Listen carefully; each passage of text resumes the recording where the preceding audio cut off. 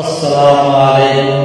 ফুরফুরা শরীফের ইয়ার সাউন্ডের পক্ষ থেকে আপনাদের সকলকে জানাই আন্তরিক প্রীতি ও শুভেচ্ছা। ফুরফুরা বিজয়ী হযরত হুসাইন বুখারী গাজী রাহমাতুল্লাহ আলাইহি বংশধর হযরত পীর মাওলানা মোহাম্মদ সৈয়দ মনসুর হুসাইন রাহমাতুল্লাহ আলাইহি সুযোগ্য সাহেবজাদা আলহাজ মাওলানা সৈয়দ আমজাদ হুসাইন বুখারী সুবক্তা হিসাবে সকলের কাছে বিশেষ সম্মানীয় আদরণীয়। বিভিন্ন জলসায় তার সুচিন্তিত সুগঠিত আওয়াজ শুধু মানুষকে তাৎক্ষণিক মুগ্ধ করে না, বরং তার প্রভাবশালী কণ্ঠস্বর, সরল সহজবোধ্য ভাষা এবং ভিন্ন মাত্রার আলোচনা সকলকে প্রভাবিত করে তথা ভাবিত করে। মুসলমান সমাজকে প্রকৃত মোমেন হতে উদ্দীপ্ত আগ্রহী করে তোলে। ইতিপূর্বে ইয়ার সাউন্ড ফুরফুরা শরীফের পক্ষ থেকে তার 17টি সিডিতে মোট 26টি পর্ব প্রকাশিত হয়েছে। বলা বাহুল্য সেগুলি শ্রোতাদের কাছে যথেষ্ট মর্যাদা ও সমাদর প্রাপ্ত হয়েছে। আজ আপনাদের শোনাতে চলেছি 2013 সালে ফুরফুরা শরীফের পার্শ্ববর্তী গ্রাম মাদরপুরে ওলিয়ে কামেল গৌসুল আজম গোলাম রব্বানী ইমাম সমদানি হযরত বড় পীর সাহেব রাহমাতুল্লাহ আলাইহি স্মরণে অনুষ্ঠিত বাৎসরিক ইসহালে সওয়াবে ও মাইকাপুরে অনুষ্ঠিত এক ইসলামী জলসায় বড় পীর হুজুরের জীবনযাত্রা ও বর্তমান মুসলমানদের জীবনযাত্রা সম্পর্কে তুলনামূলক যে বিস্তারিত আলোচনা তিনি করেছিলেন তা এখন আপনারা শুনবেন। এই সূচনায় পরিবেশনায় ইয়ার সাউন্ড ফুরফুরা শরীফ কবি। قال الله تعالى في كلام المجيد والفرقان الحميد إن الله وملائكته يصلون على النبي يا أيها الذين آمنوا صلوا عليه وسلموا تسليما الله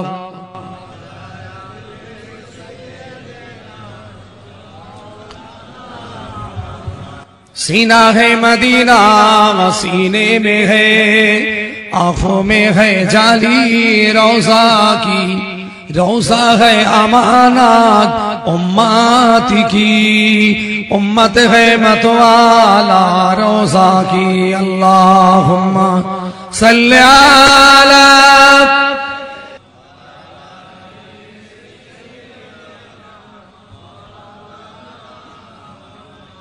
قال الله تعالى في كلام المجيد والفرقان الحميد إذا جاءك المنافقون قالوا نشهد إنك لرسول الله والله يشهد إنك لرسول والله يشهد إن المنافقين لكاذبون قال النبي صلى الله تعالى عليه وسلم استغفر الله وتوب إليه فإن العبد إذا اعترف ثم تاب تاب الله عليهم أو كما قال النبي عليه السلام। प्यारे हाजिरीन, বড় পীর সাহেব কিবলার জলসা। আপনারা বড় পীর সাহেব কিবলার ভক্ত এবং মহব্বতের মানুষ। জি, আর সেই মহব্বত নিয়ে জলসাটা হয়। যারা আসেন, যারা জলসা করেন, খুব আন্তরিকতা এবং মহব্বতের সঙ্গে এই মাহফিল হয়ে আসছে। আমাদের পীর মাশায়েখরাও করে এসছে। মূল জায়গায় ফিরে যায়, সেটা হলো এই বড় পীর সাহেব কিবলা রাহমাতুল্লাহ আলাইহি কিরকম মানুষ ছিলেন এটা ভালো। বড় পীরের জলসা দিলে তো হবে না, বড় পীরকে তার লাইফ হিস্ট্রি, লাইফ স্টাইল, এটা নিয়ে আমাদের ভাবতে হবে যে তিনি কিভাবে পৃথিবীর বুকে বেঁচেছিলেন এবং কিভাবে তিনি দুনিয়া থেকে গেলেন। টোটাল জীবন চরিত্রকে নিয়ে আপনাকে ভাবতে হবে। পৃথিবীর জমিনে এরা ছিলেন সব থেকে বড় টপ র্যাঙ্কের মুসলমান। এনারা ছিলেন আল্লাহর প্রিয়, আল্লাহকে হাসিল করেছিলেন।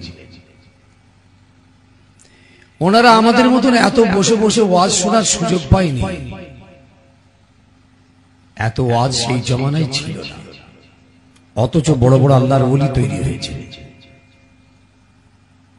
সহজ সরল জীবন ব্যবস্থা ছিল তাদের, এত ভজঘট ছিল না, অত ঝঞ্ঝটের দরকার নেই। সাদা মাটা জিন্দেগি, সাদা মাটা আল্লাহর ওলি হয়ে গেছে। সাদা মাটা জীবন, আল্লাহর ওলি হয়ে গেছে। এত ওয়াজ নয়, এত জলসা নয়, এত দান খায়রাত তাসবিহ তেলাওয়াত কোরবানি কিছু নেই, সাদা মাটা ছিল, আল্লাহর ওলি হয়েছে। আজকে বলুন তো দেখি, তখন কোরবানি একটা করে ভাগা দিতাম। গ্রামে একটা গরু হয়েছে, 7 জনে মিলে আমি একটা ভাগা দিতাম। তারপরে হলে কি 2টো ভাগা, তারপরে হলে কি একটা ছাগল আমি নিজে দিতে ধরলাম একটা, তারপরে হলে একটা গরু দিতে লাগলাম। তাহলে দেখছেন তো ভালো কাজের কত বাড় বেড়েছে, ভালো কাজের বাড় বেড়েছে নাকি? একটা ভাগা দিতে দিতে 2টো দিতে দিতে ছাগল দিলেন, ছাগল দিতে দিতে একটা গরু দিচ্ছেন, এখন অনেকে উট দিচ্ছে। কিন্তু ওই সমস্ত হাজরাতে জামানা এসব ছিল না। এত বাড় বাড়ালে একটা ভাগা, ওই একটা ভাগার উপরই দাঁড়িয়েছিলেন। অর্থনৈতিক কাঠামো ভালো ছিল না যে বড় বড় গরু দিয়ে আল্লাহকে তাড়াতাড়ি কিনবে, এই ক্ষমতা ছিল না তাদের। ওই একটা ভাগা একটাই দিতেন, তাও এত গরিব, কোরবানি ওয়াজিব ছিল না। বড় পীর সাহেবকে বলে এত গরিব, কোরবানি ওয়াজিবই ছিল না। হজ ফরজ হয়নি, জাকাতের কোনো খবর ছিল না। আর আজকে আমরা এতবার বেড়েছি, কোরবানি ওয়াজিব, জাকাত ফরজ। কি বলছি বুঝতে পারছেন না? হজ ফরজ। তারা আল্লাহকে ভালোবেসে দিয়েছেন, আল্লাহর ওলি হয়েছেন। সাদা মাটা জীবন, ফরজ নামাজ পড়েছে, রমজানের রোজাটা রেখেছেন, হজ জাকাত কোরবানি তাদের উপর ফরজ ছিল। খাজা সাহেব কি গরিব ছিল, ও নামাজ আর রোজায় 2টো কাজই করে। চাই কথা শুনছেন তো, নামাজ আর রোজা 2টো। আজকে বাড়তে বাড়তে বাড়তে বাড়তে বাপরে বাপ, এক একটা বাড়িতে 6টা-7টা করে গরু পড়ছে। হাজি সাহেব গোটা এলাকায় পাওয়া যেত না, এখন এক একটা বাড়িতে 6টা করে হাজি, 5টা করে। আবার এক একটা হাজি 6 বার করে হজ করেছে। তারপরে দেখেন মিথ্যে কথা ছাড়েন, চিটিংবাজি ছাড়েন, ফেরেববাজি বন্ধ হয়নি। অথচ বড় পীর এত বড় আল্লাহর ওলি হয়ে গেছে। বলুন, সাদা মাটা জীবন। সত্য কথা বলতেন, গীবত করতেন না। এই কথা শুনছেন? সত্য কথা বলতেন, গীবত গিল্লা করতেন না, চুরি ডাকাতি ছিল না, মিথ্যে কথা ছিল না, আমানতের খেয়ানত ছিল না, ওয়াদার খেলাপ ছিল না, মা বাপের তাবেদারি করেছেন, এতিমের মেরে নেয়নি, গরিবকে মারত না, কাউকে গাল দিত না। সাদা মাটা জীবন। ইবাদত, নামাজ আর রোজা 2টো। গরিব নামাজ আর রোজা 2টো কাজ করেছে, আর কিচ্ছু করে নামাজ আর রোজা। মায়ের হক আদায় করেছিলেন, বাপের হক আদায় করেছিলেন, আল্লাহর ওলি হয়ে গেছে। আর এই ওলির দরজায় যখন উনি পৌঁছে যাচ্ছেন, ওলির মাকামে যখন পৌঁছে যাচ্ছেন, তখন ইবাদতটা তাদের নফলিয়াতের উপরে অনেক বেড়ে গেছিল। সারা রাত নামাজ পড়ছেন, সারা রাত কোরআন পড়ছেন, সারা রাত আল্লাহর কাছে সেজদায় পড়ে কাঁদছেন। তখন ওটা একটা অন্য সবকে চলে গেছে, অন্য মাকামে পৌঁছে গেছেন। সেই মাকামে পৌঁছে যাওয়ার পর তিনি নিজেকে ধরে রাখতে পারেন না, আল্লাহর ইশকে, রাসূলুল্লাহর ইশকে। তখন সারা রাত কাঁদছেন আল্লাহর কাছে। প্রথম জীবনটা তৈরি হচ্ছে সাদা মাটা জীবন, সাদা মাটা জীবন। আর আজ কমবার বেড়েছি, সব দিকে বেড়েছি বাবা, আল্লাহ শুকর। কোরবানিতেও বেড়েছি, হজেতেও বেড়েছি, খানা করাতেও বেড়েছি, আর শয়তানিতেও বেড়েছি, সব দিকে বেড়ে গেছে। আমি আমজাদ ভাই তো এই জন্য বলি, নবী পাক সাল্লাল্লাহু আলাইহি ওয়াসাল্লাম পৃথিবী জমিনে যে দ্বীনের কথা বলেছিলেন, ইসলামের কথা বলেছিলেন, শরীয়তের কথা বলেছিলেন, এর ভিতরে কিছু ছিল আল আওয়ামের, কিছু ছিল মানাহি, অর্থাৎ কিছু করতে বললেন, কিছু নিষেধ করলেন। এই দুটোই ছিল ইসলামের মূল বিষয়। মা আতাকুমুর রাসূল ফাখুযুহু ওয়া মা নাহাকুম আনহু ফান্তাহু। আল্লাহর নবী যেগুলো আদেশ আকারে এনেছিলেন সেইগুলো গ্রহণ করুন, যেগুলো নিষেধ করেছিলেন সেগুলো বর্জন করুন।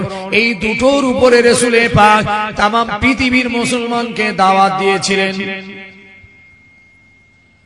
এই ছিল, কিন্তু এর ভিতরে রাসূল পাক সাল্লাল্লাহু আলাইহি ওয়াসাল্লাম আরো একটা বিষয়বস্তু ছিল, যেটা ইসলামের ভিতরে সবথেকে গুরুত্বপূর্ণ বিষয়, ইত্তেফাক, ইত্তেহাদ, মিল, মুহাব্বত।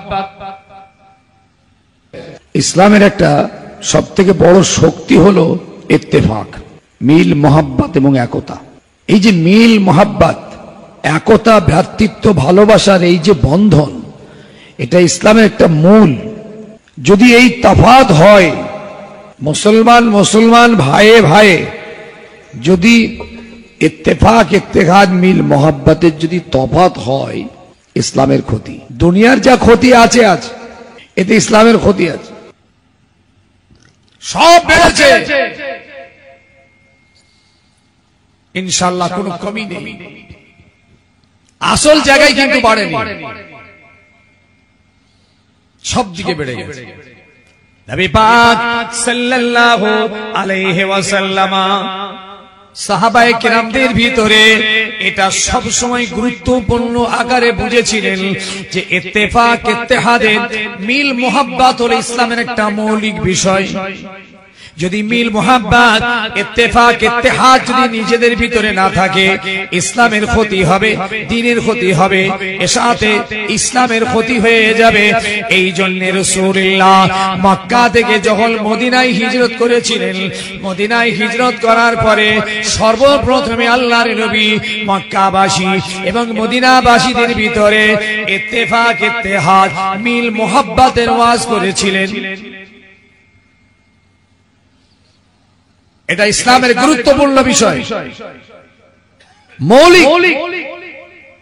যেমন নামাজ আপনার জন্য, রোজা আপনার জন্য, হজ আপনার জন্য, যাকাত আপনার জন্য, কোরবানি আপনার জন্য, ঠিক সেই রকম মিল, মুহাব্বত, ইত্তেফাক, ইত্তেহাদ হলো ইসলামের একটা মূল।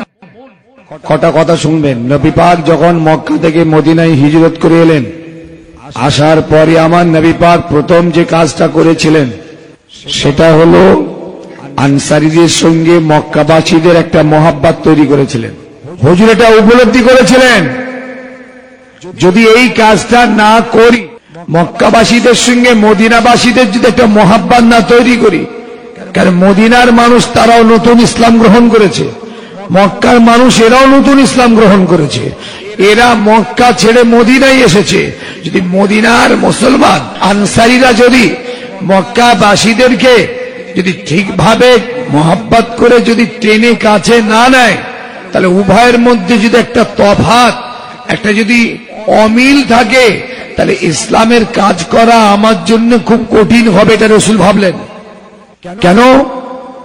মক্কা থেকে যারা মদিনায় এলেন, এরা মক্কার মানুষ, এরা কুরাইশ, এদেরকে মুহাজির বলা হয়। এরা হিজরত করে এক জায়গা থেকে আরেক জায়গায়, এক দেশ থেকে আরেক দেশে এসেছে, প্রায় 470 কিলোমিটার ডিস্টেন্সে চলে এসেছে মক্কা থেকে। আর মদিনার মানুষগুলোকে আনসারি বলা হয়। কেন বলেন তো? মদিনার সাহাবাদেরকে আনসারি সাহাবা বলা হয় কেন বলতে পারবেন? আনসারি সাহাবা, আনসারি কথাটার মানে হচ্ছে সাহায্যকারী। আনসারি কথার মানে কি? এই সবাই বলেন কি মানে? সাহায্যকারী। কেন এই নামটা এনাদের দেয়া হলো? যে এরা আল্লাহর নবী যখন মক্কা ছেড়ে মদিনায় এলেন, যে সাহায্যটা নবীকে করেছিলেন এনারাই মদিনার মানুষ, এই জন্য এনাদেরকে মদিনার আনসারি সাহাবা বলা হয়। এই জন্য এদেরকে আনসারি বলা হয়। এই আনসারীদের সঙ্গে মক্কার যারা হিজরত করে মদিনায় এলেন, এই উভয়ের ভিতরে যদি একটা মিল না হয়, আনসারীরা যদি ঘৃণা করে, কিংবা মক্কার খুদাই আনসারীদেরকে যদি ভিত না করে, তাহলে নবী পাক সাল্লাল্লাহু আলাইহি ওয়াসাল্লামের জীবনের বহু লড়াই বাকি আছে। কাদের নিয়ে লড়াই করবে বলেন? এই জন্য আল্লাহর নবী প্রথম এদের মধ্যে মিল মোহাব্বতের ওয়াজ করলেন, ইত্তেফাকের ওয়াজ করলেন। এই ওয়াজ শুনে আনসারী সাহাবারা মক্কার মুহাজিরিনদেরকে নিজের ভাই বলে বুকে তুলে নিয়েছিলেন। একবার বলুন সুবহানাল্লাহ। মদিনার মানুষগুলো মক্কার মানুষদেরকে বুকে তুলে নিয়েছিলেন। কেন নেবে? তারা তো মক্কার মানুষ, সবকিছু ছেড়ে দিয়ে মদিনায় চলে এসেছে। মদিনার মানুষগুলো তাদেরকে নেবে?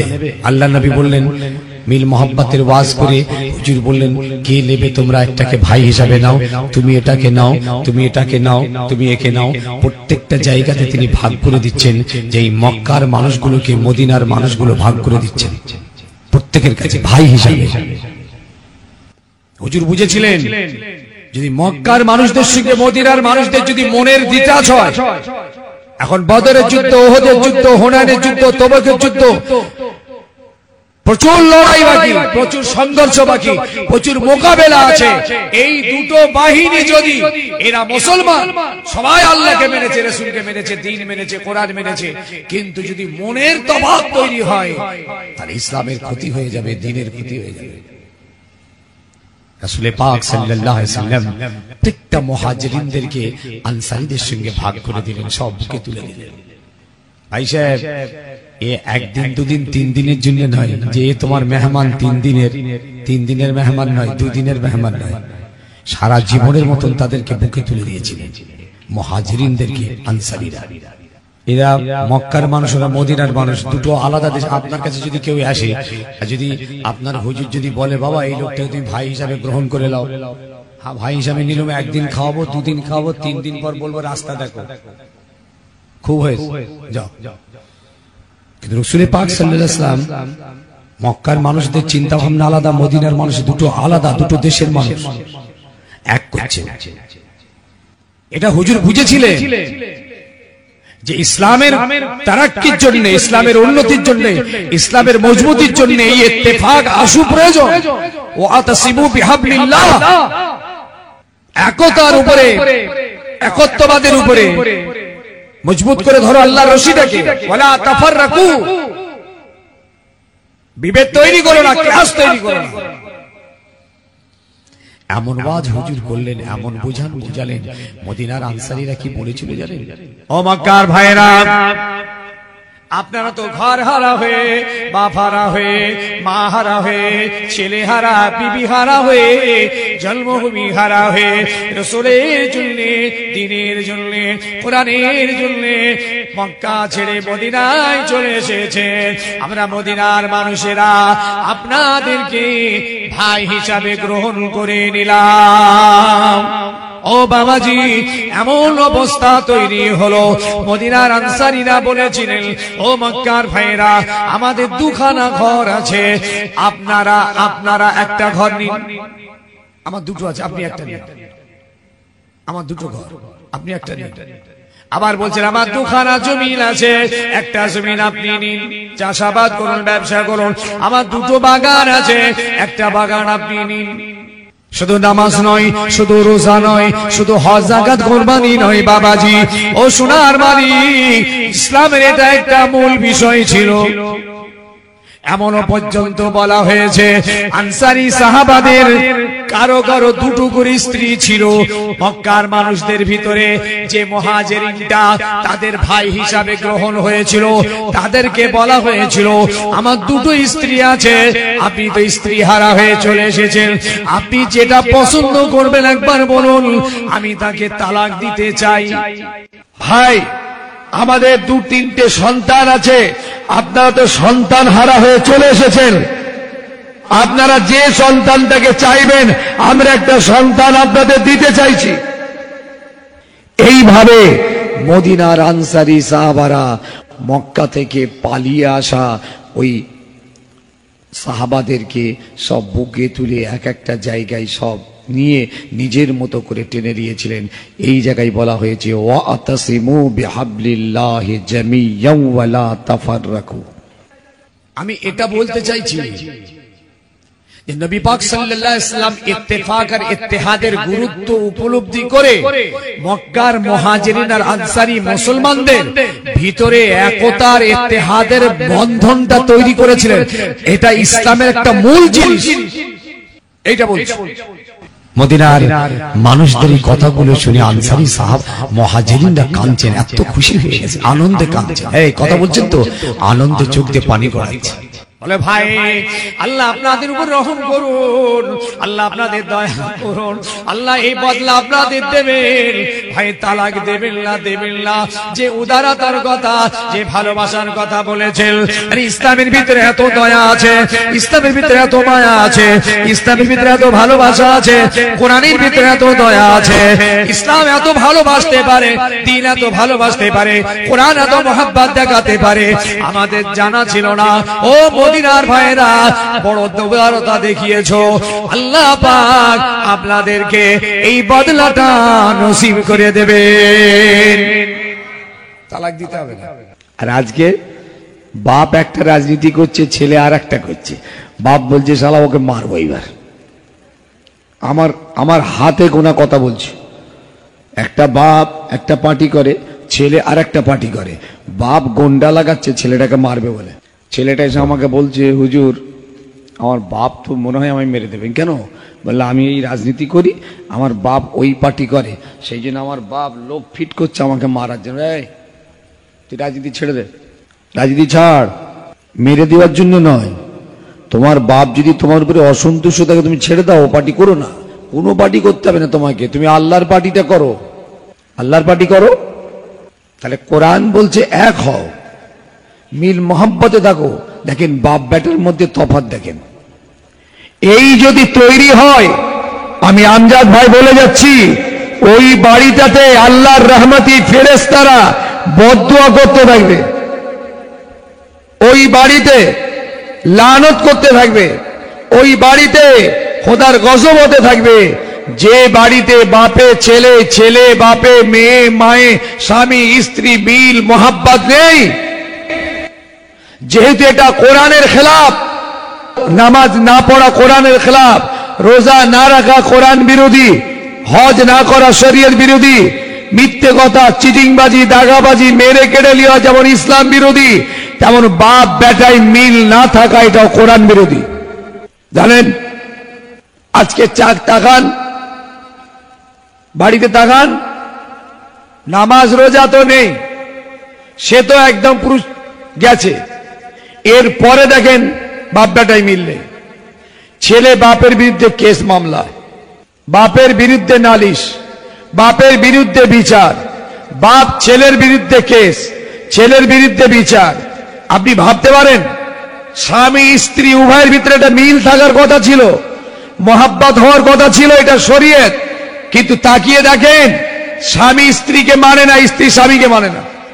আপনি কি ভাবলেন আপনার বাড়িতে ইসলাম আছে? আপনার বাড়িতে সুন্নাত আছে? আপনার বাড়িতে কোরআনের আইন আছে? সব তো শেষ করে ফেলেছি। শুধু নামাজ, রোজা, হজ, যাকাত, কোরবানি, এটাই শুধু ইসলাম নয়।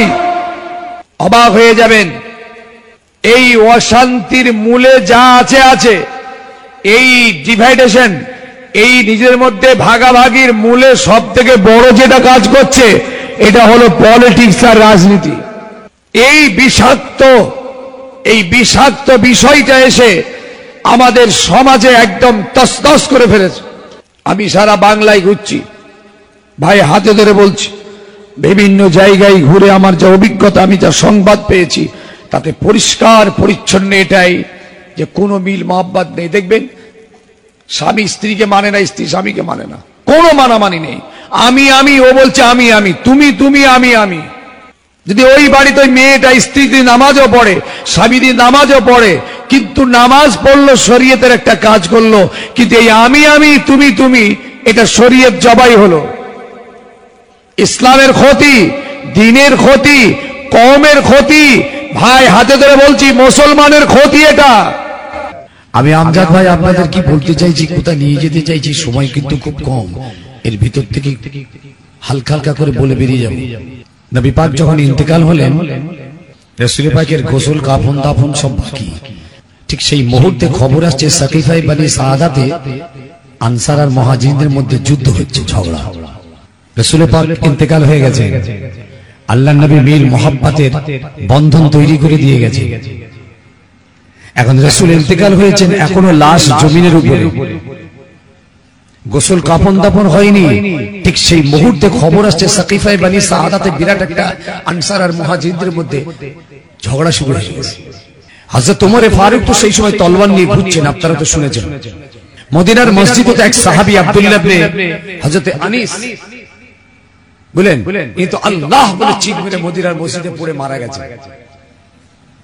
এইরকম একটা বিভ্রান্তিকর পরিস্থিতি সেখানে ঘটছে। আবু বকর সিদ্দিক রাদিয়াল্লাহু তাআলা আনহু কড়া হাতে এর মোকাবেলা করছেন এবং সমস্যার সমাধান করতে এগিয়ে আসছেন। আপনারা জানেন রাসূলুল্লাহ ইন্তেকালের পরে আবু বকর সিদ্দিক বাইরে ছিলেন, ছুটে এসে রাসূলকে দেখতে গেলেন। ইন্তেকাল হয়ে গেছেন খবরটা পেয়ে এত বিতিবিচ্ছিন্ন পরিস্থিতি তখন তৈরি হয়ে গেছে, কে কাকে সামলাবে। আর ঠিক সেই মুহূর্তে খবর আসছে সাকিফায়ে বনি সাআদাতে ঝগড়া শুরু হয়ে গেছে। আল্লাহু আকবার। এখন আপনারা বলুন তো ভাই, এখন নবী পাক সাল্লাল্লাহু আলাইহি ওয়াসাল্লামের কাফন দাফন জানাজাটা আগে হবে না আগে ঝগড়া মিটাবে, কোনটা? কি ভাই আমার কথা কি বুঝতে পারছেন না? কোনটা আগে মিটাবে বলুন তো? ঝগড়াটা আগে মিটাবে, কাফন দাফনটা আগে হবে? জি, আগে ফিতনা মিটাবে। কেন? আনসার আর মুহাজিরদের মধ্যে এই তফাৎ তৈরি হয়ে যায়, মনের যদি অমিল তৈরি হয়ে যায়, ইসলামের বিরাট ক্ষয়ক্ষতি হয়ে যাবে। আবু বকর সিদ্দিক রাদিয়াল্লাহু তাআলা আনহু রাসূল পাককে খালি একবার দেখলেন। فدخل على بيت عائشة فتيمم على رسول الله صلى الله عليه وسلم وهو مغشي بثوب هبرة فكشف عن وجهه وأقب عليه فقبله وبقى। আবু বকর সিদ্দিক ঘরের ভিতরটা ঢুকে রাসূল পাকের চেহারা থেকে কাপড়টা সরিয়ে একটা মহব্বতের চুমা দিয়ে কাঁদতে লাগলেন ঝরঝর করে। বিআবি আনতা উম্মি ইয়া রাসূলুল্লাহ লা ইস্তামিউ মাউতাতান ইল্লা মাউতান ওয়াহিদা। ইয়া রাসূল, আপনার পায়ে আমার বাবা কুরবান হয়ে যায়, আপনার একটাই মওত যেটা আল্লাহ নির্ধারণ করেছে, এই মওত আপনার নসিব হয়েছে। এই কথা বলে আবু বকর সিদ্দিক রাসূলের মুখে কাপড়টা চাপা দিয়েছেন। ওমর ফারুক এসে গেছে, এই আবু বকর তুমি কি বলছো? আবু বকর কি বলছো তুমি? আমার রাসূলের পাক ইন্তেকাল হয়েছে, বললামই কিন্তু তলোয়ার দিয়ে দুনিয়া থেকে তুলে দেব। এই পরিস্থিতির মোকাবিলাতে আবু বকর সিদ্দিকের কাছে খবর এসে গেল সাকিফায়ে বনি সাআদাতে ঝগড়া। ওমর ফারুককে সঙ্গে নিয়ে রাসূলুল্লাহ ওখানে গেছে ঝগড়া মিটাতে। কিসের লড়াই? কেন এই লড়াই হবে? রাসূল এখনো দাফন হয়নি। কিছু মুনাফিক ছিল সেই জামানাতে, আজও সেই মুনাফিক আছে। আছে না নেই? কি হলো ভাই বলেন, আছে? মুনাফিক চেনেন? চিনতে পারা কঠিন আছে, কিন্তু খুব দূরবীন দিয়ে দেখতে হবে কোনটা মুনাফিক, কিন্তু ডেঞ্জারাস। মুনাফিক যদি চিনতে পারেন বেঁচে যাবেন। মুনাফিক সেই জামানাও ছিল, আজও আছে, আজও আছে, আর কিয়ামত পর্যন্ত থাকবে। এরা সব থেকে খাতারনাক। এরা ইসলামের দুশমন, এরা দ্বীনের দুশমন, এরা রাসূলুল্লাহর দুশমন, এরা এরা এরা বিভেদ তৈরি করে, এরা দুশমনি তৈরি করে, ভাইয়ে ভাইয়ে ভাইয়ে ভাইয়ে ফারাক তৈরি করে, বুঝতে পেরেছেন? এরা হচ্ছে কঠিন মুসলমান। এরা মুসলমান হলে কি হবে? ওই নামে মুসলমান ভাই। এদের কাজই হলো একে গিয়ে এক কথা, ওকে গিয়ে এর কথা, ওর কথা, তার কথা, মিথ্যে ঝাঁচা বাড়িয়ে কমিয়ে একদম অশান্তির আগুন তৈরি করে দেয় মুনাফিকরা। ব্যাস। আবু বকর সিদ্দিক কি চিন্তা করলো জানেন? আবু বকর সিদ্দিক চিন্তা করলেন, নবী পাকের গোসল দাফন এখন থাক, ফিতনা আগে বন্ধ করি, ইসলামের ক্ষতি হয়ে যাবে। এইদিকে শোনেন ভালো করে, ইসলামের ক্ষতি হয়ে যাবে। তাহলে ইত্তেফাক ইত্তেহাদের গুরুত্ব ইসলামে ছিল না ছিল না? এই কথা বলেন। ইত্তেফাকের দরকার ছিল না ছিল না? হুজুর চলে গেলেন ওখানে, ওয়াজ করলেন, ইত্তেফাকের ওয়াজ করছেন আবু বকর সিদ্দিক সাকিফায়ে বনি সাআদা। ভাই আমার, বাপ আমার, ইসলামের যত ক্ষতি হয়েছিল, ইসলামের যত ক্ষতি করতে চেষ্টা করেছিল, ও বাবাজি, ইসলামের ঘরে আপনারা ইতিহাস পড়লে পাবেন সবথেকে বড় ক্ষতি করেছিল যারা, তারা হলো মুনাফিক। এই মুনাফিকদের চরিত্রটা বিভিন্নমুখী হয়, মুনাফিকদের চরিত্রটা বহুমুখী হয়। এই মুনাফিক ইসলামের সবথেকে বড় দুশমন ছিল। আবু জেহেল দুশমন, আবু লাহাব দুশমন, এ তো প্রকাশ্যে, তারা তো মানেনি, প্রকাশ্য দুশমন। কিন্তু মুনাফিকদের হালত শুনে নিন, টুপি মাথায় আছে, দাড়ি আছে, জামা আছে, কলমা আছে, দরুদ আছে। ও বাবাজি, মুসলমানের নাম আছে, বংশ আছে, খাওয়া আছে, খানদান আছে, জামা আছে, কাপড় আছে, সব আছে, কিন্তু এত বড় সিরিয়াস মুনাফিক, রাসূলুল্লাহ দুশমন। আল্লাহ নবীর মাহফিলে বসে ওয়াজ শুনছে, জামা আছে, টুপি আছে, দাড়ি আছে, রাসূলের সঙ্গে সঙ্গে আছে, সাহাবাদের সঙ্গে আছে, কিন্তু রাসূলুল্লাহর সবথেকে বড় দুশমন ছিল এরা। এরাই ইসলামের সবথেকে বেশি ক্ষতি করেছে। এদেরকে কোরআনে পাকে কাফের ঘোষণা করা হয়েছে। রাসূলুল্লাহ জামানাতে যারা মুনাফিক ছিল এদেরকে কাফের বলা হয়েছে। বর্তমান যুগে যারা মুনাফিক আছে এদেরকে ঈমানদার বলা হয়েছে, কিন্তু গুনাহগার বলা হয়েছে। এই বর্তমান সমাজের মুনাফিকরা এরাও আজকে মুসলমানের ভিতরে ডিটাচ তৈরি করেছে, মিল মুহাব্বতের তফাৎ তৈরি করেছে, ফিতনা তৈরি করেছে, ভাইয়ে ভাইয়ে দুশমন তৈরি করেছে। ইন্নাল মুনাফিকিনা ফি দারকিল আসফালি মিনান নার।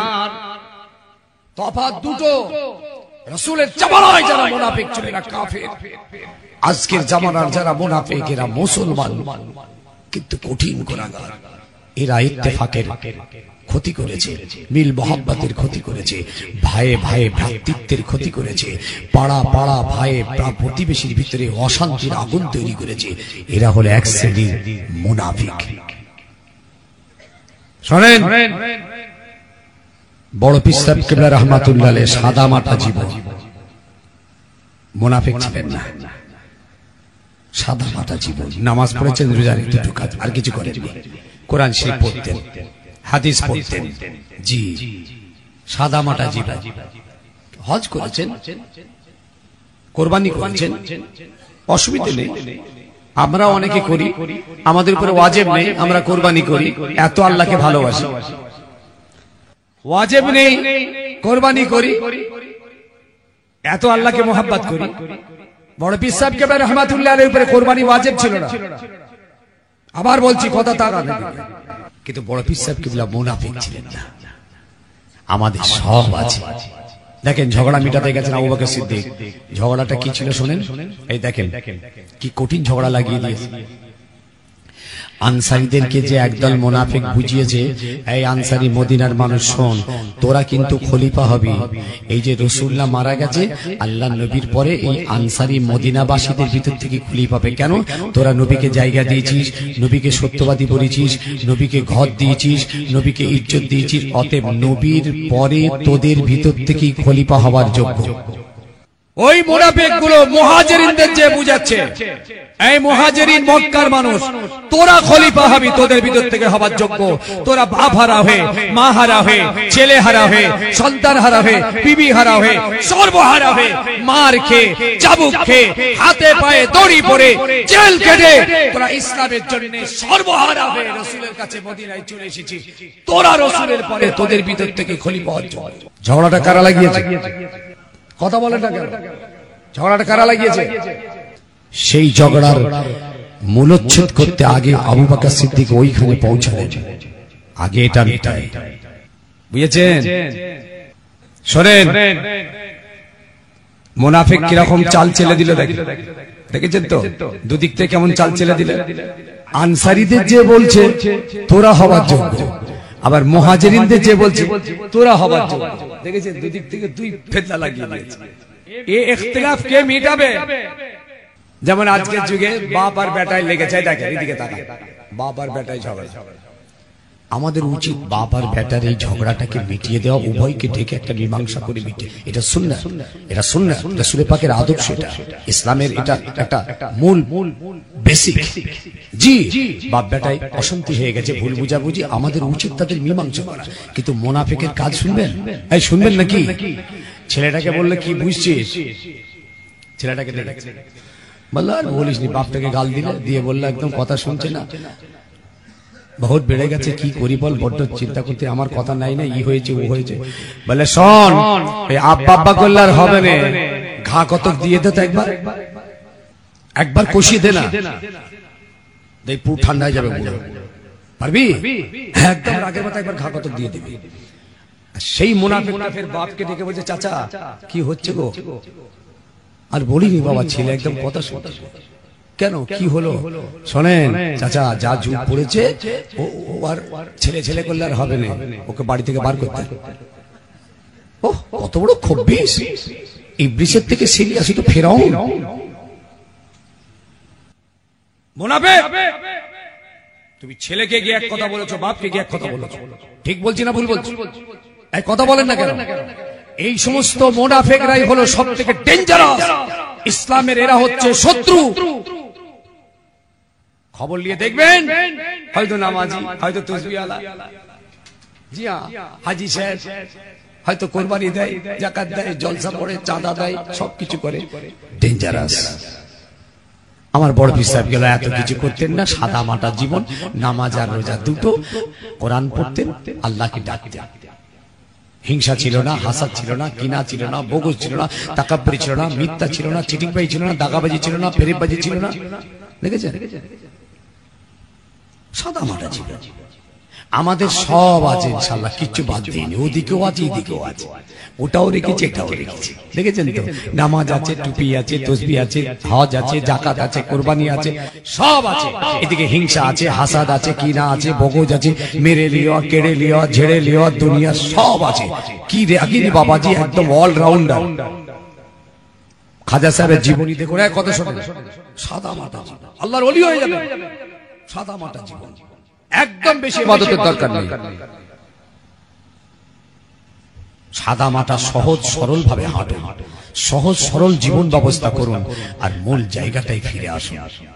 ইত্তেফাক ইত্তেহাদে আসুন, মুনাফিকি ছাড়ুন, দ্বন্দ্ব ছাড়ুন, হিংসা ছাড়ুন, আল্লাহর ওলি হয়ে যাবেন। বাঁচতে এসেছি আমরা, এক কথা বলেন, বাঁচতে এসেছি, আমিও বাঁচতে এসেছি, বাঁচার কথা বলছি। বাঁচাতে পারবো না আমি, বাঁচানোওয়ালার মালিক আল্লাহ। বাঁচতে এসেছি আমিও, আপনারা সবাই বাঁচতে এসেছেন, বাঁচার কথা বলছি আমি। আল্লাহ নবীর সাহাবা আবু বকর ওয়াজ করতে করতে বলেছেন, আল আইম্মাতু ফিল কুরাইশ, ও আনসার মুহাজিরিন বাবারা শোনো শোনো, রাসূলুল্লাহকে আমি নিজে কানে বলতে শুনেছি, আল আইম্মাতু ফিল কুরাইশ, ইমামতিটা কুরাইশদের ভিতরে থাকবে। আমি রাসূলুল্লাহকে কথা বলতে শুনেছি।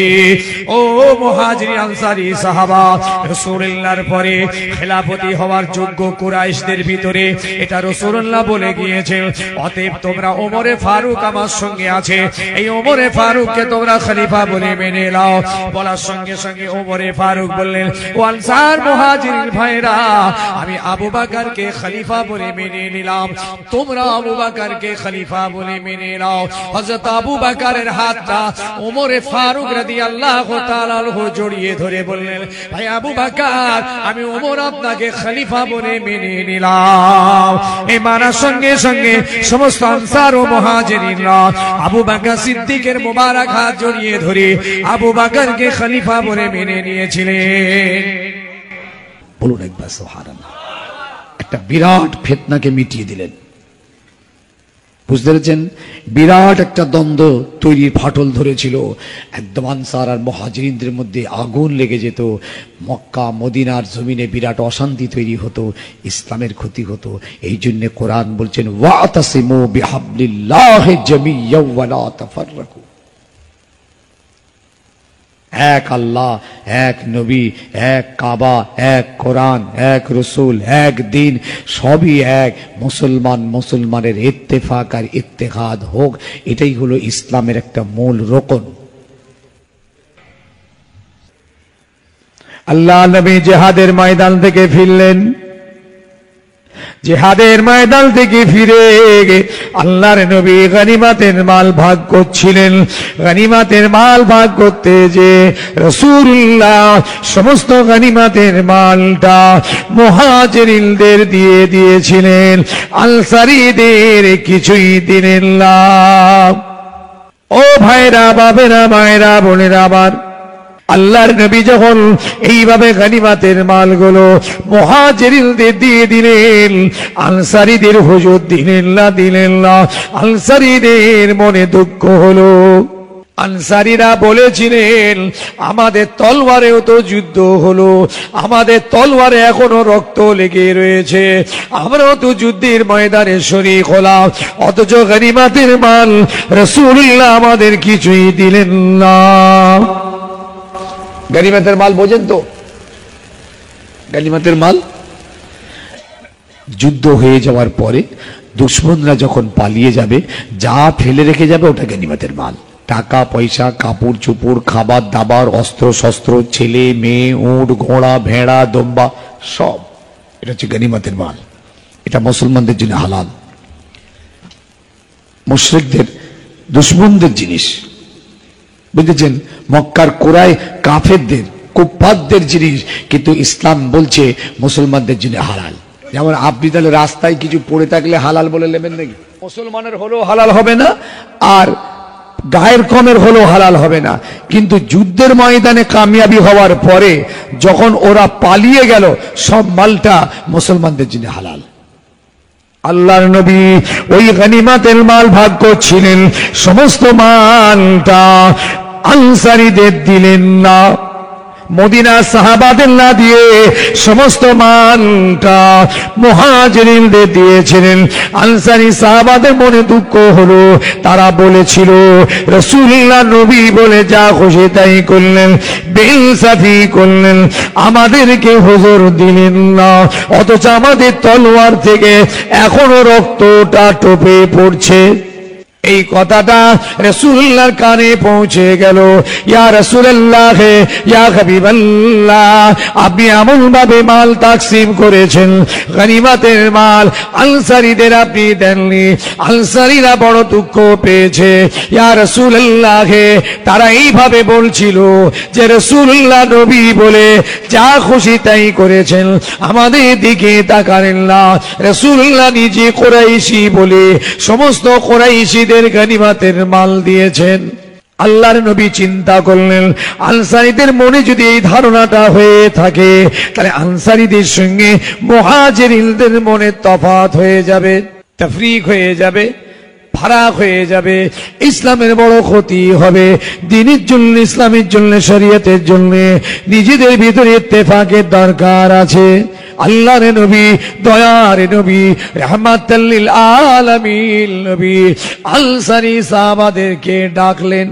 শুনবেন কথাটা, কিন্তু আজকে যদি ভাই ভাই দ্বন্দ্ব হয়, যদি আমরা চেষ্টা করি ভাই মিল মহব্বতের জন্য বিচার দু চারটাকে এনে লোক পোকে নেব, ওরে সব বোনাস বিচার করে এক জায়গায় করা দূরের কথা, ও আরো তফাৎ করে দিচ্ছে, আরো তফাৎ। এক হয়ে গেলে অসুবিধে আছে আমাদের। এরা যদি এক হয়ে যায়, এরা যদি ভাই ভাই এক হয়ে যায়, এরা যদি স্বামী স্ত্রী এক হয়ে যায়, তাহলে আমাদের মজাটা বন্ধ হয়ে যাবে। সমাজের এই মুনাফিক গুলো সব সময় চায় দ্বিমত হয়ে থাক, দ্বন্দ্ব হয়ে থাক, বিভেদ হয়ে থাক।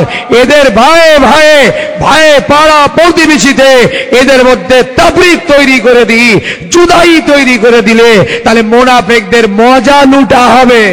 শেষ রাতের ওয়াজ মাথায় ঢুকবে কিনা জানি না, কথাটা কিন্তু বুঝবেন, চেষ্টা করুন।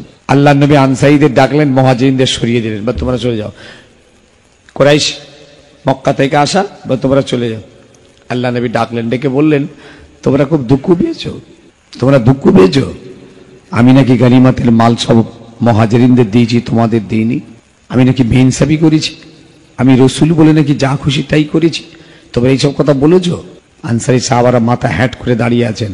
রাসূলের সামনে কোনো কথা বলবেন না, আর বলেননি কোনোদিন, মুখ তুলে কথা বলেন না, মাথা নিচু করে কথা বলতেন। ভাই আমার, বাপ আমার, আল্লাহর নবী যখন সাহাবাদের জিজ্ঞেস করছিলেন, মদিনার আনসারী সাহাবারা মাথাটা নিচু করে আছেন, আল্লাহর নবী বলেছিলেন, বাবারা তাহলে আমি তোমাদেরকে বলি, শোনো, আলাম আজিদুকুম দুলানান ফাহাদাকুমুল্লাহু বি ওয়া আনতুম মুতাফাররিকিনা ফাআল্লাফাকুমুল্লাহু বি ওয়া আনতুম আলাতান ফাআওয়াইনাকুমুল্লাহু বি। ও মদিনার আনসারী সাহাবা, তোমরা কি ভুলে গেলে? তোমরা তো গোমরা ছিলে, পথভ্রষ্ট ছিলে, হেদায়েত তোমাদের ছিল না। আল্লাহ পাক আমার ওসিলায় কি তোমাদের হেদায়েত নসিব করেন নাই? মদিনার আনসারীরা হেদায়েত পেয়েছিল কার ওসিলায়? বলেন কার ওসিলায়? জি, সবাই মিলে বলেন, আল্লাহর নবীর ওসিলায় ওরা হেদায়েত পেয়েছে। রাসূল সেই কথাটা বলছেন, আলাম আজিদুকুম দুলালান ফাহাদাকুমুল্লাহু বি। আল্লাহ পাক কি আমার ওসিলায় তোমাদের কি হেদায়েত নসিব করেন নাই? ওয়া আনতুম মুতাফাররিকিনা, আমি তোমাদেরকে মদিনায় এসে পেয়েছিলাম, সব বিভিন্ন দলে দলে বিভক্ত ছিলে, বিভিন্ন মতে তোমরা বিভক্ত ছিলে, টুকরো টুকরো সব হয়েছিলে। আল্লাহ পাক আমার ওসিলায় তোমাদের ভিতরে কি ইত্তেফাক, ইত্তেহাদ, মিল, মোহাব্বত কি আল্লাহ পাক দেন নাই? ও মদিনা সাহাবারা, আমি মদিনা জমিনে এসে দেখেছিলাম মদিনার কোনো গাছে তেমন ফল ছিল না, মদিনার অর্থনৈতিক অবস্থা বড় দুর্বল ছিল। আর আল্লাহ রাব্বুল আলামিন আমি নবী পাকের ওসিলায় তোমাদের মালি হালাত কি আল্লাহ পাক বাড়িয়ে দেন নাই? মদিনার মানুষ খুব গরিব ছিল। রাসূলুল্লাহ যখন মদিনায় এলেন, আল্লাহ আমার রাসূলের ওসিলায় গাছের ফল প্রচুর বাড়িয়ে দিলেন। এবং এমনও আছে, খেজুরের গাছ বছরে দুবার করে খেজুর হতো, যেখানে খেজুর অল্প হতো আমার নবী পাকের ওসিলায় প্রচুর খেজুর বাগানে ফলতে লাগলো। একবার জোরে বলুন, একবার জোরে বলেন। রাসূলুল্লাহর ওসিলায় মদিনার জমিন উর্বর হলো, মদিনার মানুষ অনেক অর্থনৈতিক দিক থেকে ডেভেলপমেন্ট হলো, আল্লাহ মদিনার মানুষদেরকে ধনী বানিয়ে দিলেন। হুজুর সেই কথাটা খেয়াল করাচ্ছেন। তাহলে আল্লাহ আমার ওসিলায় তোমাদেরকে হেদায়েত দেয়নি? আমার ওসিলায় তোমরা যে বিভিন্ন দলে মতে ফারাক ছিলে, আমার ওসিলায় তোমাদের মধ্যে মিল মোহাব্বত আল্লাহ দেননি? তোমাদের অর্থনৈতিক অবস্থা খারাপ ছিল, আমার ওসিলায় কি তোমাদের আল্লাহ মালি হালত ভালো করেনি? আনসারী সাহাবারা মাথাটা নিচু করে আছেন আর চোখ দিয়ে পানি গড়াচ্ছে, কাঁদছেন হুজুরটা, আর কথা বলতে পারছেন না। দেখেছেন হুজুর তাদের মধ্যে বুঝাচ্ছেন কেন? এরা যদি মনের মধ্যে ওই ব্যাপারটা রাখে, তাহলে আনসার আর মুহাজিরিন দুটো দল, দুটো সাহাবা, মনের মধ্যে বিরাট একটা তফাৎ তৈরি হয়ে যাবে। আমার নবী আবার বলেছিলেন, ও মদিনা সাহাবারা, বাবারা গনিমতের মাল তোমাদের দিইনি গো, উট, ভেড়া, দম্বা, ছাগল গুলো আমি ওই মক্কা থেকে আসা মুহাজিরিনদের দিয়েছি বটে। আমা তারদা আইয়াযহাবান নাসু বিশাতে ওয়াল বাঈরে ওয়া তাযহাবুনা বিরাসূলিল্লাহি সাল্লাল্লাহু আলাইহি ওয়াসাল্লাম ইলা রিহালিকুম। রাসূলুল্লাহ কেমন সুন্দর বুঝাচ্ছেন, খালি মোহাব্বত তৈরি করার জন্য, যাতে তফাৎ না তৈরি হয়। আমা তারদা আইয়াযহাবান নাসু বিশাতে ওয়াল বাইরে ওয়া তাযহাবুনা বিরাসূলিল্লাহি সাল্লাল্লাহু আলাইহি ওয়াসাল্লাম ইলা রিহালিকুম। ও মদিনার আনসারী সাহাবা, শোনো শোনো, তোমরা কি এতে রাজি হবে না? তোমরা কি এতে খুশি হবে না যে এই মক্কার মুহাজিরিনরা তাদের ছাগল, ভেড়া, উট, দম্বা, খাবার দাবার, ওই গনিমতের মালগুলো নিয়ে তারা তাদের বাড়ির দিকে ফিরে যাবে, আর তোমরা তোমাদের রাসূলকে সঙ্গে করে নিয়ে তোমাদের বাড়িতে ফিরে যাবে? তোমরা খুশি হবে না? মদিনার মানুষ বলো, ওরা ছাগল দিয়েছি, ছাগল নিয়ে ঘরে যাবে, ওদের ভেড়া দিয়েছি, ওরা ভেড়া নিয়ে ঘরে যাবে, উট দিয়েছি, উট নিয়ে ঘরে যাবে, তলোয়ার দিয়েছি, তলোয়ার নিয়ে ঘরে যাবে। আর তোমাদের তো কিছু দিইনি, কিন্তু তোমরা তোমাদের নবীকে সঙ্গে করে তোমাদের ঘরে যাবে। একবার জোরে বল না ভাই। আল্লাহর নবী মদিনায় এসে কাদের বাড়িতে উঠেছিলেন? আল্লাহর নবী মদিনায় এসে কার বাড়ি উঠেছিলেন? কে বলবে এটা? আবু আইয়ুব আনসারী রাদিয়াল্লাহু তাআলা আনহু একজন আনসারী সাহাবার বাড়িতে উঠেছিলেন। বলুন একবার সুবহানাল্লাহ। এই জন্য হুজুর বলছেন, আমি যখন ফিরে যাব আমি তো তোমাদের আনসারী সাহাবার বাড়িতে উঠবো, আর ওরা ছাগল, ভেড়া, উট, দম্বা সব নিয়ে যাবে, আর আমি তো তোমাদের সঙ্গে আমি তো তোমাদের বাড়িতে যাব, তোমরা তো আমাকে নিয়ে যাবে, খুশি হবে না? আল্লাহ নবী সাহাবারা এই কথা শুনে ঝরঝর করে কাঁদছিলেন, দুটো চোখ দিয়ে পানি গড়িয়ে যায়। ইয়া রাসূলুল্লাহ, ইয়া হাবিবাল্লাহ, হুজুর গো, আমাদের গনিমতের মাল চাই না, উট ভেড়া দম্বা চাই না। ইয়া রাসূলুল্লাহ, ভুল হয়ে গেছে, হুজুর বেয়াদবি মাফ করুন, জীবনে আর বলবো না। ইয়া রাসূলুল্লাহ, গনিমতের মাল আমাদের দরকার নাই, আমরা আমাদের রাসূলকে চাই। আল্লাহর হাবিব কেমন মোহাব্বত তৈরি করছেন, ওদের মনের কষ্টটা, মনের দুঃখটাকে মিটিয়ে দিচ্ছেন। আল্লাহ নবী আবার বলছেন, ও মদিনার আনসারী সাহাবা বাবারা, তোমরা আমাকে বলো, তোমরা আমাকে বলো, তোমরা আমাকে বলো, এইভাবে তোমরা আমাকে শোনাতে থাকো, আর আমি শুনে শুনে বলবো ঠিক বলেছো।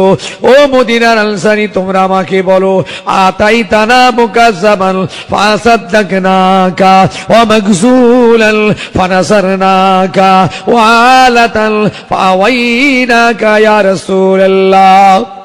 ওগো আল্লাহর নবী, আপনি তো মিথ্যেবাদী পোশাক পরে মদিনায় এসেছিলেন, আমরাই তো আপনাকে সত্যবাদীর পোশাক পরিয়েছিলাম। মক্কার মানুষ তো আপনাকে ঘর হারা করে তাড়িয়ে দিয়েছিল, আমরাই তো আপনাকে ঘর দিয়েছিলাম। মক্কার মানুষ তো আপনাকে বেইজ্জতি করে তাড়িয়ে দিয়েছিল, আমরাই তো আপনাকে ইজ্জত দিয়েছিলাম। এইভাবে তোমরা আমি মুহাম্মদ রাসূলুল্লাহকে শোনাতে থাকো, আমি রাসূলুল্লাহ বলবো তোমরা ঠিক বলেছো, ঠিক বলেছো। আল্লাহ নবী প্রসঙ্গটা পাল্টে দিলেন। কথা বুঝছেন না, বুঝতে পারছেন না? যদি বোঝেন তাহলে বলবো না, দোয়া করে দেবো। রাসূলুল্লাহ প্রসঙ্গটা চেঞ্জ করলেন। কিরকম?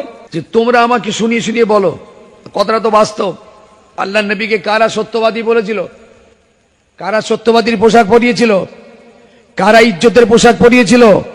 কারা ঘর দিয়েছিল? মদিনার মানুষ। হুজুর বলছে, এটা তোমরা আমাকে বলো, বলো বলো, তোমরা শোনাও না আমাকে, আমি বলবো ঠিক বলছো, বলো তোমরা।